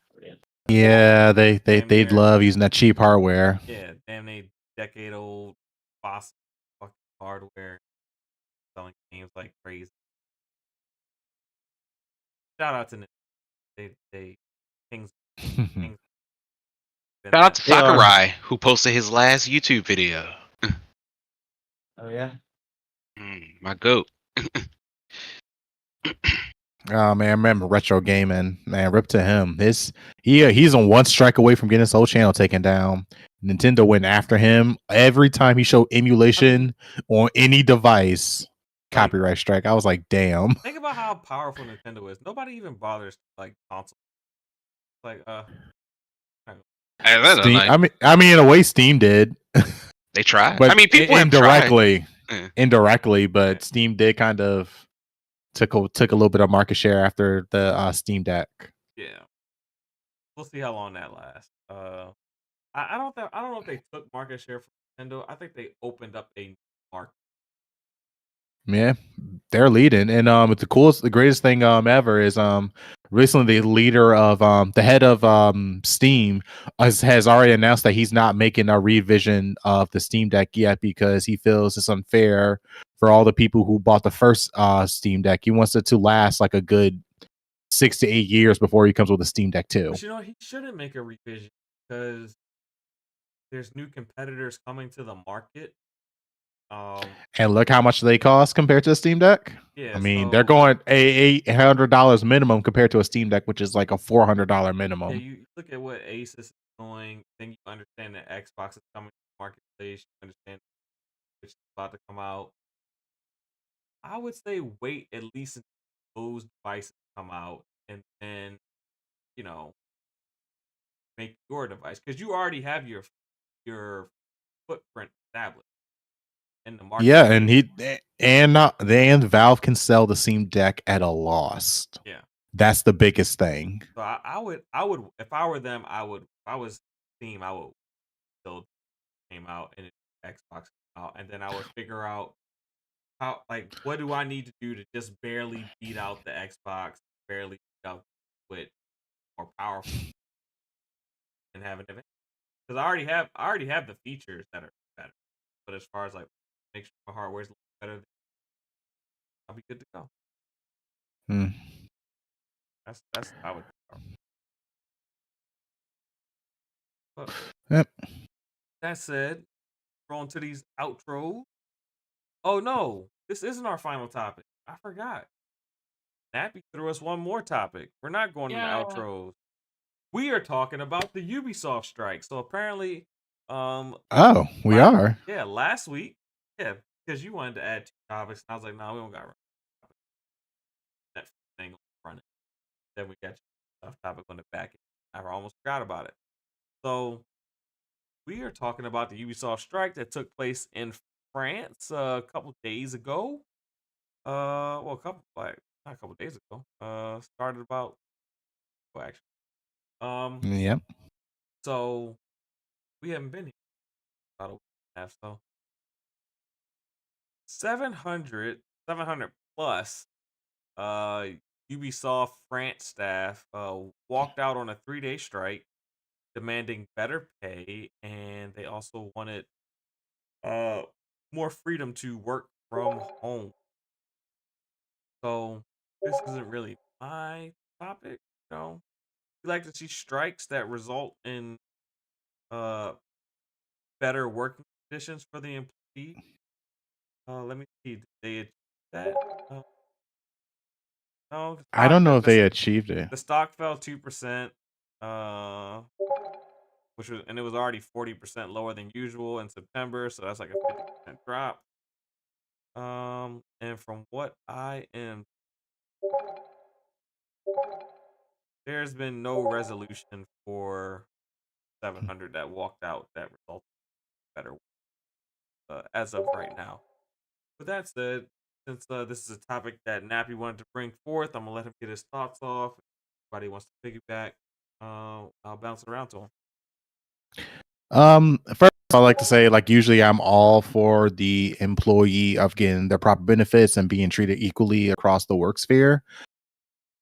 I've been hearing a lot of crazy things about Ubisoft, especially or Ubisoft, whatever you want to call them. Especially ever since their downward spiral of their recent Star Wars game and then the reception of the Assassin's Creed. So Ubisoft is definitely not in a good spot. So I could see probably why they're telling their people to come back into the office, because it's hey guys, we kind of need to get this game, especially the next Assassin's Creed game. They want to make sure it's right. They want the people in office. They want to make sure they're working. They're using their time efficiently. So part of me understands why Ubisoft is trying to get these employees back into the office, because it could be possible that this could be it for Ubisoft, or Ubisoft may have to sell themselves to a different company if this next project doesn't do well. But then also I heard all the rumors about possible bad working conditions, sexual harassment, similar to how Activision Blizzard was a little bit, and of course I do not condone that either. it's one of those weird things where it's like, if you were for Ubisoft, I wouldn't be surprised if Ubisoft is asking you to go into crunch mode because the company is like on its last leg. It's difficult. It's honestly difficult. I mean, I don't have sympathy for the company because it did make bad decisions. Overall, the heads made bad decisions on gameplay and everything. Reason why Star Wars didn't do so well, it was a mediocre game. It wasn't a bad game. It was just painfully average, Well, they're which more did so not. dealing with a power struggle more than they are. It's the power struggle Dragon. Yeah. Yeah, it's just, I don't know. I mean, I think like I said, I think it's like the sons want to keep it, like the family wants to keep the company, but the shareholders want to sell, and that's like been like the main thing that's like dragging the company around for the past 3 years. Basically, this entire generation that they wanted to sell original founders. I mean, if the original founders are their baby, it's their baby. I mean, it kind of sucks of being a publicly be that you can actually publicly invest into that company. Shareholders, God, that's what happens when you open up your company to shareholders. It's difficult, honestly. I think they saw that ZeniMax purchase, they saw the ABK, and it's like want that. Well, of course, all the shareholders wants is money, so it doesn't surprise me.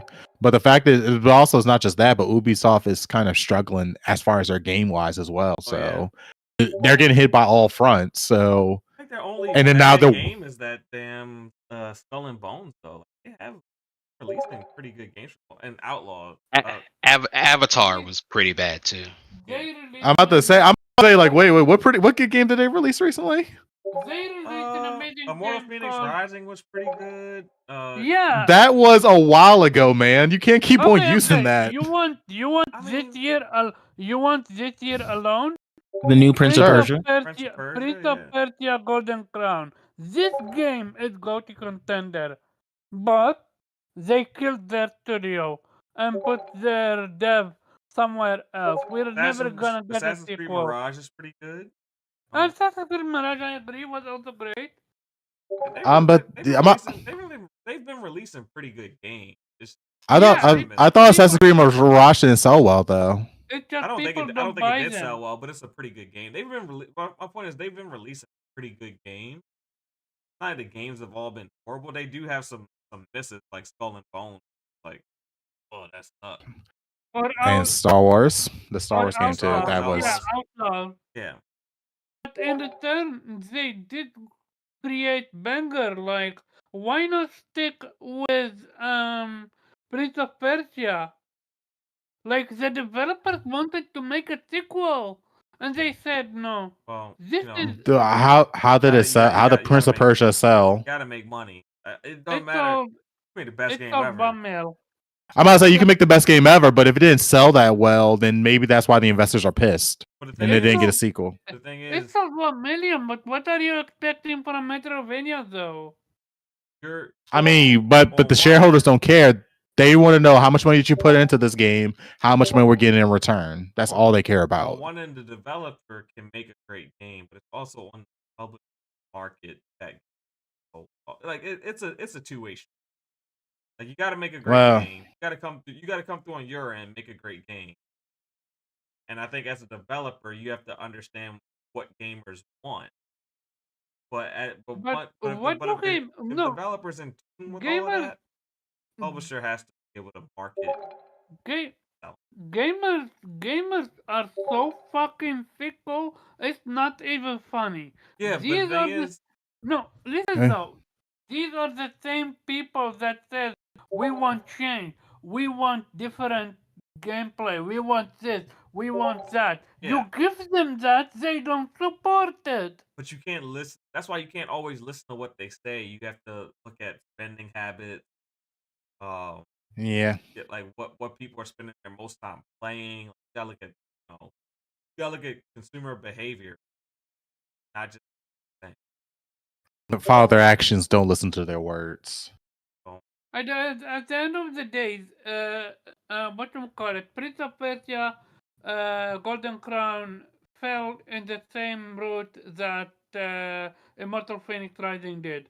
Great game, got supported, like we got DLC for it, we got a roadmap, and now everything is dead. RIP. Including a That's, sequel. That I makes me guess so I, fucking I, pissed. I mean, I understand that you're like upset, but I guess the investors probably didn't see it's worth an investment, and they probably are fighting against like Ubisoft, or maybe they just came together and made that decision because I, it doesn't look like the game is bad. It just looks like it didn't. A lot of people didn't buy the game. I will say this: do a new IP have to be, in my opinion, you have to be willing to support it um long enough for it. That's like I would have rather seen them they support Immortal Phoenix Rising, Skull and Bones. Skull and Bones got a much larger I agree. investment because it's supposed to be a live service game, and they A It wanted is, quadruple but, A, but the with first Skull and, quadruple A game. but yeah, with Skull and Nah, Bones, apparently, they should have just partnered with Sea of Thieves and they would have made bread. yeah. They're dumb. But I'm just with saying, like Skull, they the live service game got all the money, but there's other new IPs like I'm gonna no, focus on we Immortal Phoenix Rising game we that you we probably should have stuck covered with a little longer because you could have built that IP bigger. we covered we covered how much apparently Skull and Bones cost. Close to 9 billion or something. Not Like close to it 8 billion, maybe 9 billion. Like it's expensive as fuck. Not yeah, only is it expensive as fuck, it's through multiple delays, multiple, I'm pretty sure reboots, if not flat out close to cancellation, and it has so many developers working on it, and it took them close to 9 to 8 years to publish it. Like the end doesn't justify the means whatsoever for Columbine. yeah. Wise argument. Um, Yeah. I mean, overall, my thing is that like I do feel for the workers. I do hope they have a better work environment. I can understand why Ubisoft is probably asking everyone to come back to the office because again, they are struggling a lot, well, and they kind of need a heavy hitter right now because they just haven't been getting it. I think it's Despite the fact that Prince of Persia: The Lost Crown is a decent game. I do think it's kind of I don't want to be I don't know where I'm. I don't want to be too hard on gaming, but I do think it's kind of hard part of a creative and not work close together, like and be isolated. Like I feel like creatives kind of share the same space. Um, so in some aspects, I think the demand to work from home if you want to be a creative is a little tough. I think that that's kind of where you have that kind of pushback. That it's hard to have a creative that aren't collaborating. Hard to collaborate over Microsoft. Just, um, as great as the application may be, not the same as being able to like someone working at your desk. Or just yeah, brainstorming ideas. Yeah. Um. Kind of stuff. But there's always a fight to get paid more. You know, damn near everyone is underpaid in some. It's So, rough times. Rough time. and we Actually, let's go. Can we go to Omar? So, what do you think about this? What do you think about the workers going on strike? Me? Omar, are you there? Oh, sorry. Um, yeah, how they say, like, at some point, you gotta just look at what Ubisoft is. Ubisoft is a second Activision, especially when it comes to the whole sexual allegation and stuff like that. So, as a worker, you want better for yourself? Hey, go on, what you call it? Uh, I forgot what that word is, what they're doing. LinkedIn. Huh? LinkedIn. No, you mean go on strike? Yeah, thank you. Go on strike. Well, they did go on strike. Yeah, they're on strike right now. There's no resolution Yes, yet. that's what I'm saying. Go No, they on went on a strike. 3-day strike. It's over. They're back at work. Oh, They well, need, they need, Damn. they need that paycheck. They back at work. They took 3 days. Damn. They went from my opinion, keep going on strike until they see results. You know what? Without a union, it's damn near impossible. It's really, it's almost impossible. To me, this especially Ubisoft, they be making some of the weirdest decisions. I will never forget how they built up the story behind Assassin's Creed, only to kill off Desmond and kill the entire story. I move on from it like nothing happened. Yeah, they got Desmond's DNA. That's all they need. They don't need anything else anymore. Why didn't you create your own game that, let's say, Assassin's Creed, Valhalla, or whatsoever, and just remove the Assassin's Creed game, Assassin's Creed name, make it Vikings 2.0. Vikings running. Viking Valhalla, something like why? Like yeah, you are clearly. This feels like this is the same thing. Final Fantasy did with 16. Created a game that doesn't fit the Final Fantasy universe and called it Final Fantasy. And to me, it feels like they want to capitalize on the name, but don't be disappointed or upset when it doesn't turn out right. And with Ubisoft, hey, up to their next franchise that they're gonna kill. They killed. We now have Prince of Persia dead. We have. I'm pretty sure close Well, I to don't think Prince of Assassin's Persia will Creed. ever be dead. It'll be something that they bring back every so often. We already know that the remake or remaster that they're working on got rebooted multiple times. Yeah. They We are might not see it in for a trouble. while, but I think Prince of Persia will always come back. Kind of one of the type of franchises. What I mean with dead, I mean in the sense of it going to be on ice for a long period of time. Hey, who knows? Maybe revive what you call it, Splinter Cell. Well, Splinter Cell's already being developed. We already know Splinter Cell coming. Let's hope they don't fuck this one up. I don't think they'll fucking Splinter Cell because they waited so long to actually Splinter Cell. I don't think. What I fear, because we have not seen Splinter Cell, I fear Splinter Cell is going to be outdated, gameplay wise. I mean, they can make a modern day Splinter Cell with some modern day controls and stuff. I hope, but for how long have been they working on Splinter Cell now? I don't know how long they've been working on it, but I do know that it's like I don't know how long it's been.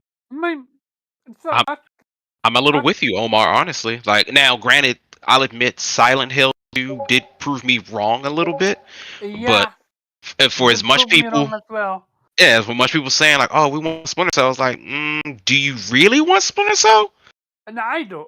Yeah, or you just chasing the fun that you had from your youth? Because, like, once again, like, you say you want Splinter Cell, and it don't sell, so did you want Splinter Cell? That's the issue that people have with this whole remake remaster community that begs old games to come back. Is like, you're begging for this game to come back. Then when nobody buys it, a la Dead Space, yeah, what happened? My issue, I'm surprised that Dead Space didn't sell well. Not gonna lie, because the first one didn't sell great. I mean, it's not like it sold horrible. How much did it sell? Do you know? While you look it up, I'm gonna name drop one last game that I'm still pissed they went that direction. Beyond Good and fucking Evil 2. How do you go from the classic Beyond Good and Evil and you want to make it a game as a live service, as a multiplayer game? And look where it's been. Called a cash It grab. it's been in development hell so much. The team leader, oh I forgot which one, like someone high on the food chain left the company mid development. Why is it so? At what point do we start asking ourselves, how is Ubisoft still alive? It seems like every single one of their game is stuck in development hell. The original Dead Space sold a little over 1 million worldwide. Okay, and the second, the remake. I don't know remake sales, but I was Oh, okay. originally it Chances are it probably didn't sell 1 million, or let's say chances are probably didn't sell 2 million. Yeah, especially with cause games are way more expensive now. So let's name drop them, and I'm just gonna give the next person the voice. Yeah, Dead Space remake Beyond sold 2 million copies. So I mean that's an Beyond Good, improvement, but still, like people yeah, aren't Beyond coming out. Beyond Good and yeah, go ahead, Pharaoh. I'm just saying people aren't going out and supporting these games if they're begging. Yeah, Beyond Good and Evil 2, in development hell. Skull and Bone was in development hell. Prince of Persia is in development hell. Did I forget something? Oh, got any? I Well, Prince of Persia came out, so I guess it was in development now. no. I'm talking about the remake or remaster one. That's in development hell. Really? Yeah, the remaster or the remake.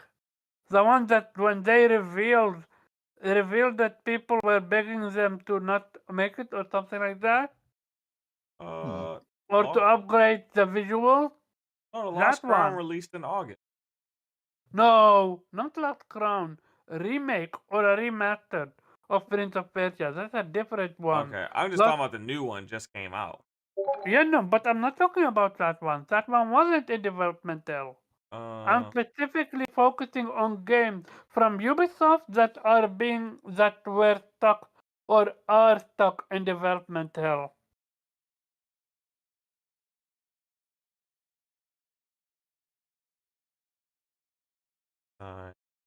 Yeah.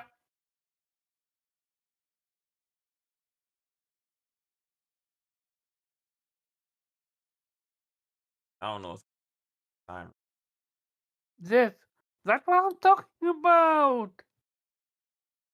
I from one publisher alone, 3 games in development hell. I don't If know. this was Based on what I'm seeing, remake is scheduled for 2026. Yeah, but how many times have been delayed? I don't know about delays. I just know it's scheduled.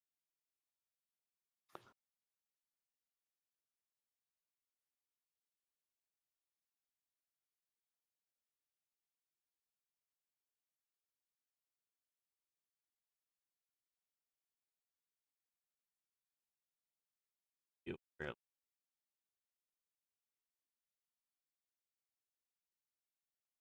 Here, Prince of Persia, The Sand of Time remake is now entering full production after rebooting development last year.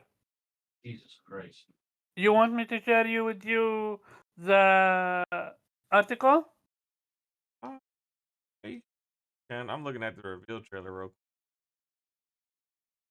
quick. I'm gonna share it with you. Sands of Time remake has been in hell.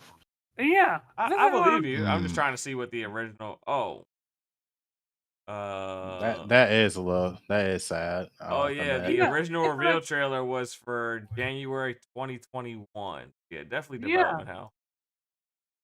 Like if this was PlayStation or Xbox, we've been dunking on them non-stop. Like not one, not two, 3 of your franchises in development hell. Even your new IP, Skull and Bone. Like, that's insane. Yeah, for sure. And it seems they want to bank on that instead of, single player games. And so and this, I asked my friend why they didn't do it. So basically, what he told me, which is false, true, Ubisoft most likely to stick with their game of life service and support them over single player games. And we've seen it. Since Prince of Persia, dead. I'm talking about the current one. Immortal Phoenix Rising, dead. Yet, a game like Skull and Bones that didn't do well whatsoever, especially for the amount of money it cost and the amount of reboot it got, yet they're still sticking with it. Or Division, they stuck with it. Well, I think the Division One was really good. I think where they like kind of lost sight when they went to the Division Two and kind of went away Yeah. from the formula. Also, releasing Division 2 with less content than Division 1. That was also a stupid move at their end. Yeah. But yeah, at the end of the day, and last thing, Beyond Good and Evil 2. Another development hell. And that hurt because Beyond Good and Evil should have been a single player game. Excitement showcasing what's next for Jade and her story, especially after that cliffhanger. If you played Beyond Good and Evil, you know what I'm talking about. I will never forget when I don't know, Nappy. You're a fan of Beyond Good and Evil? Beyond Good and Evil? I don't know too much about this, so I'm not going to speak on that. Okay. Anyone here is a fan? I'm curious. I think you're solo on that one right now. Yeah, I'm solo. There was a leaked uh cancelled game for Beyond Good and Evil 2, and that shit looks sexy. This what I was envisioned Beyond Good and Evil 2 to look like, not what they revealed. But yeah, I'm rambling. I I took my time that I gave you for Call of Duty and even then some. I'm done. Okay. So that said, we will roll into outro now that everyone got a chance to get their bars off, and I forgot about our forgotten topic. Yeah, just Fight for the people, man. It's for the people. Okay, they want better working conditions. Damn it! I know it only lasts 3 days, but goddamn, you let this last like less than 30 minutes. I appreciate everyone rocking out with us, going with us on this 2-hour stream, not too long. Mhm. But let's go ahead, get your outros, get us out of here. I am going to kick it off today with Nappy. First one in, first one out. Where can we find you, and what will you be playing? As always, it's great to be here with my panel members talking about just the news, all the gaming news and the latest greatest. You can find me on Nappy Senshi on YouTube. So I was supposed to get a controller in the mail and produce a review by the 25th, but I never received this new controller. So Big One is trying to work with me on that because apparently I signed a contract saying that if I was going to put the review out, I had to wait 7 days. But because I don't have the controller to put out a review, and y'all need content, I'm going to put out my reviews on these on the Nexus GameCube modern day GameCube controllers. So these controllers are wireless GameCube controllers that work for Nintendo GameCube, Wii, Nintendo Switch, and PC and Android and iOS because it does have an X input mode. It's funny because I recorded myself some gameplay using these controllers playing Tekken 8 with this button layout. Not You definitely want to remap the buttons if you're going to use this for like Tekken 8. And for Call of Duty, for Black Ops 6, this is actually pretty decent. And also, don't forget the budget-friendly controller that I'm also going to put out a review for. This is PowerA's Fortnite controller. So this is a wireless controller that is certified for the Xbox Series SX and also works on PC. This is for $100. This is honestly going to be the cheapest pro controller that you can get for the Series S and X. And it's actually a pretty decent controller and also works on my TV. So this controller and the 8-bit Xbox Ultimate controller are the two controllers I use on my TV for streaming Black Ops 6. So with that being said, yeah, I'll be on my TV playing Black Ops 6. Not talking to nobody though, because I can't. My TV doesn't support it. So that's it. All right. All right, let's swing it over to Omar. Where can we find you?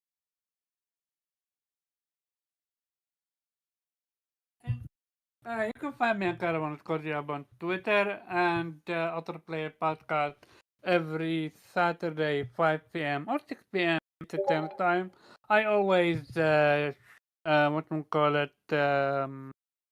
tweet out when about to go live. Great show, great conversation. Ask me metaphor. I'm drowning in metaphor. I Like need to join you. Nappy, the voice actor for Blackbeard is a metaphor. That's dope. That's cool as hell. That absolutely, and he is a cool character too. He is such a cool character. It's not even funny. I recognize his voice. I'm like, why do I know your voice? I looked it up, and yeah, it's Blackbeard. But yeah, I'm aside from that metaphor. Play this game. That's close. That's the second game that's rivaling Astrobot for God for me right now. But yeah, that's about it for me.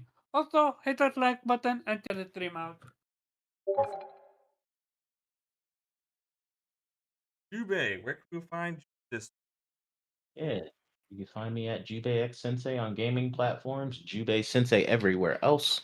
I will still be on Call of Duty and Metaphor, and probably that's about it until next week. All right. You see, people, see, he's already tapped out on Dragon Ball Sparkling Zero, tired of getting them ass whooping. All right. Here's the thing. Wait, I he's have done? Sparking. No, I have Sparking Zero installed, bro. There's other stuff to do right now. It's fine. So you Tired beat again, it? tapped I'm not the on. final character. I need to beat it with No, what's his I haven't name? beaten it yet. Yeah, because I will say I do like the Easy alternate peasy. scenario stories. Yes, yes. The alternate scenarios are actually pretty cool. Absolutely. I'm a fraud. I haven't had a chance to play it yet. I did purchase it. I just haven't had. My kids been playing it more than me.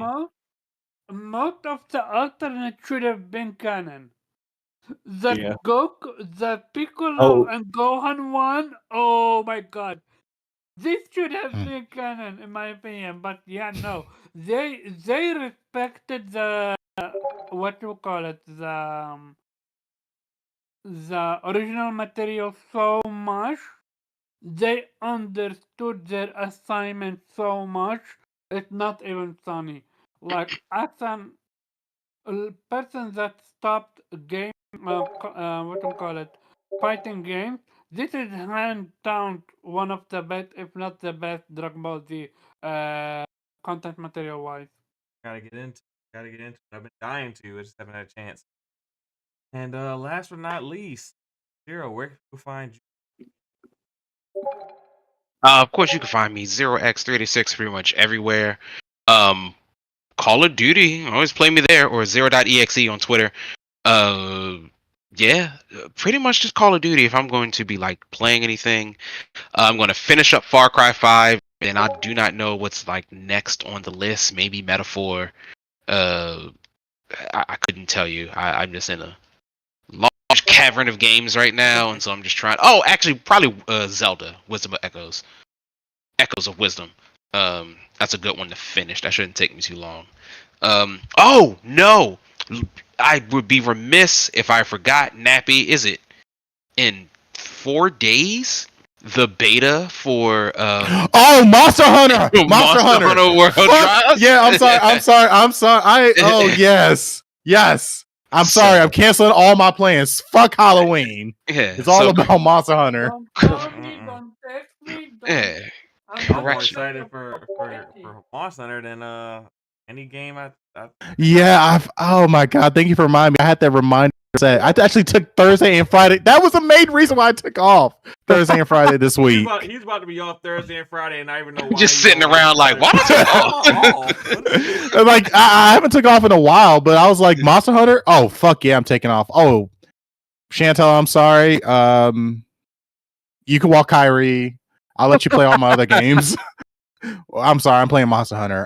Oh my god. I gotta spend at least one full day. He was literally about to be at home chilling and not knowing why he's off of work. why am I knew I took off. It just sat in the back of my mind. I can't believe I forgot about Monster Hunter the demo. They said it was to test the server load and some other stuff, but So oh my god, man, that's great. highly looking forward to that. Should be an absolute blast. Cannot wait for February. So yeah, but otherwise that's where I'm at, man. Like always a great time, guys, and talk to you next time. All right. And you guys can find me tomorrow on YouTube at On Point for Gamers with C Money and Doodle doing their Marathon Tuesday night. So yeah, feel free to come check us out, 8 p.m. Eastern Standard Time. That is where you can find me tomorrow. But other than that, just want to thank you guys for getting your weekly dose of that vitamin G. We are out. Peace. Later. I'm on the outside looking in, and I wanna be back on the inside. I don't wanna be left on the outside, all alone.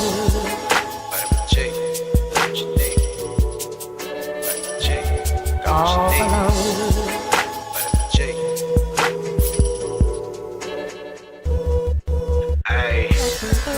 Rockin' with beasts, discussing the heat in the streets. Take over the west and the east. I got what you need, a dose of this vitamin G. You rockin' with beasts, discussing the heat in the streets. Take over the west and the east. I got what you need, a dose of this vitamin G. You rockin' with beasts, discussing the heat in the streets. Take over the west and the east. I got what you need, a dose of this vitamin G. Rockin' with beasts, discussing the heat in the streets.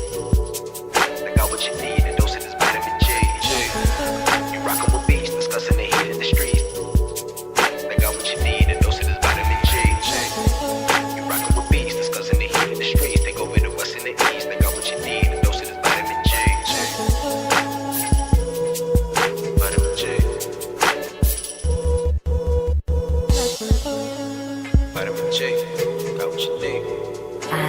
On the outside looking in, and I wanna be back on the inside. I don't wanna be left on the outside, all alone.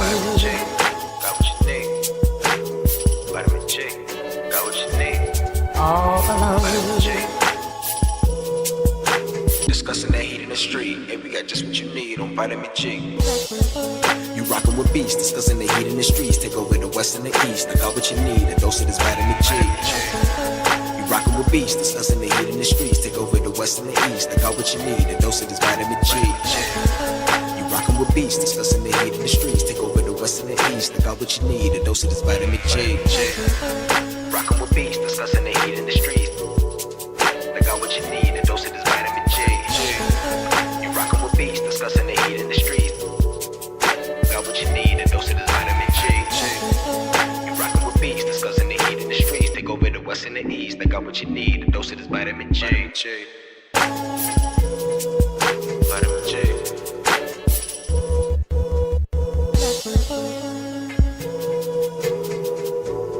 I'm on the outside looking in, and I wanna be back on the inside. I don't wanna be left on the outside, all alone.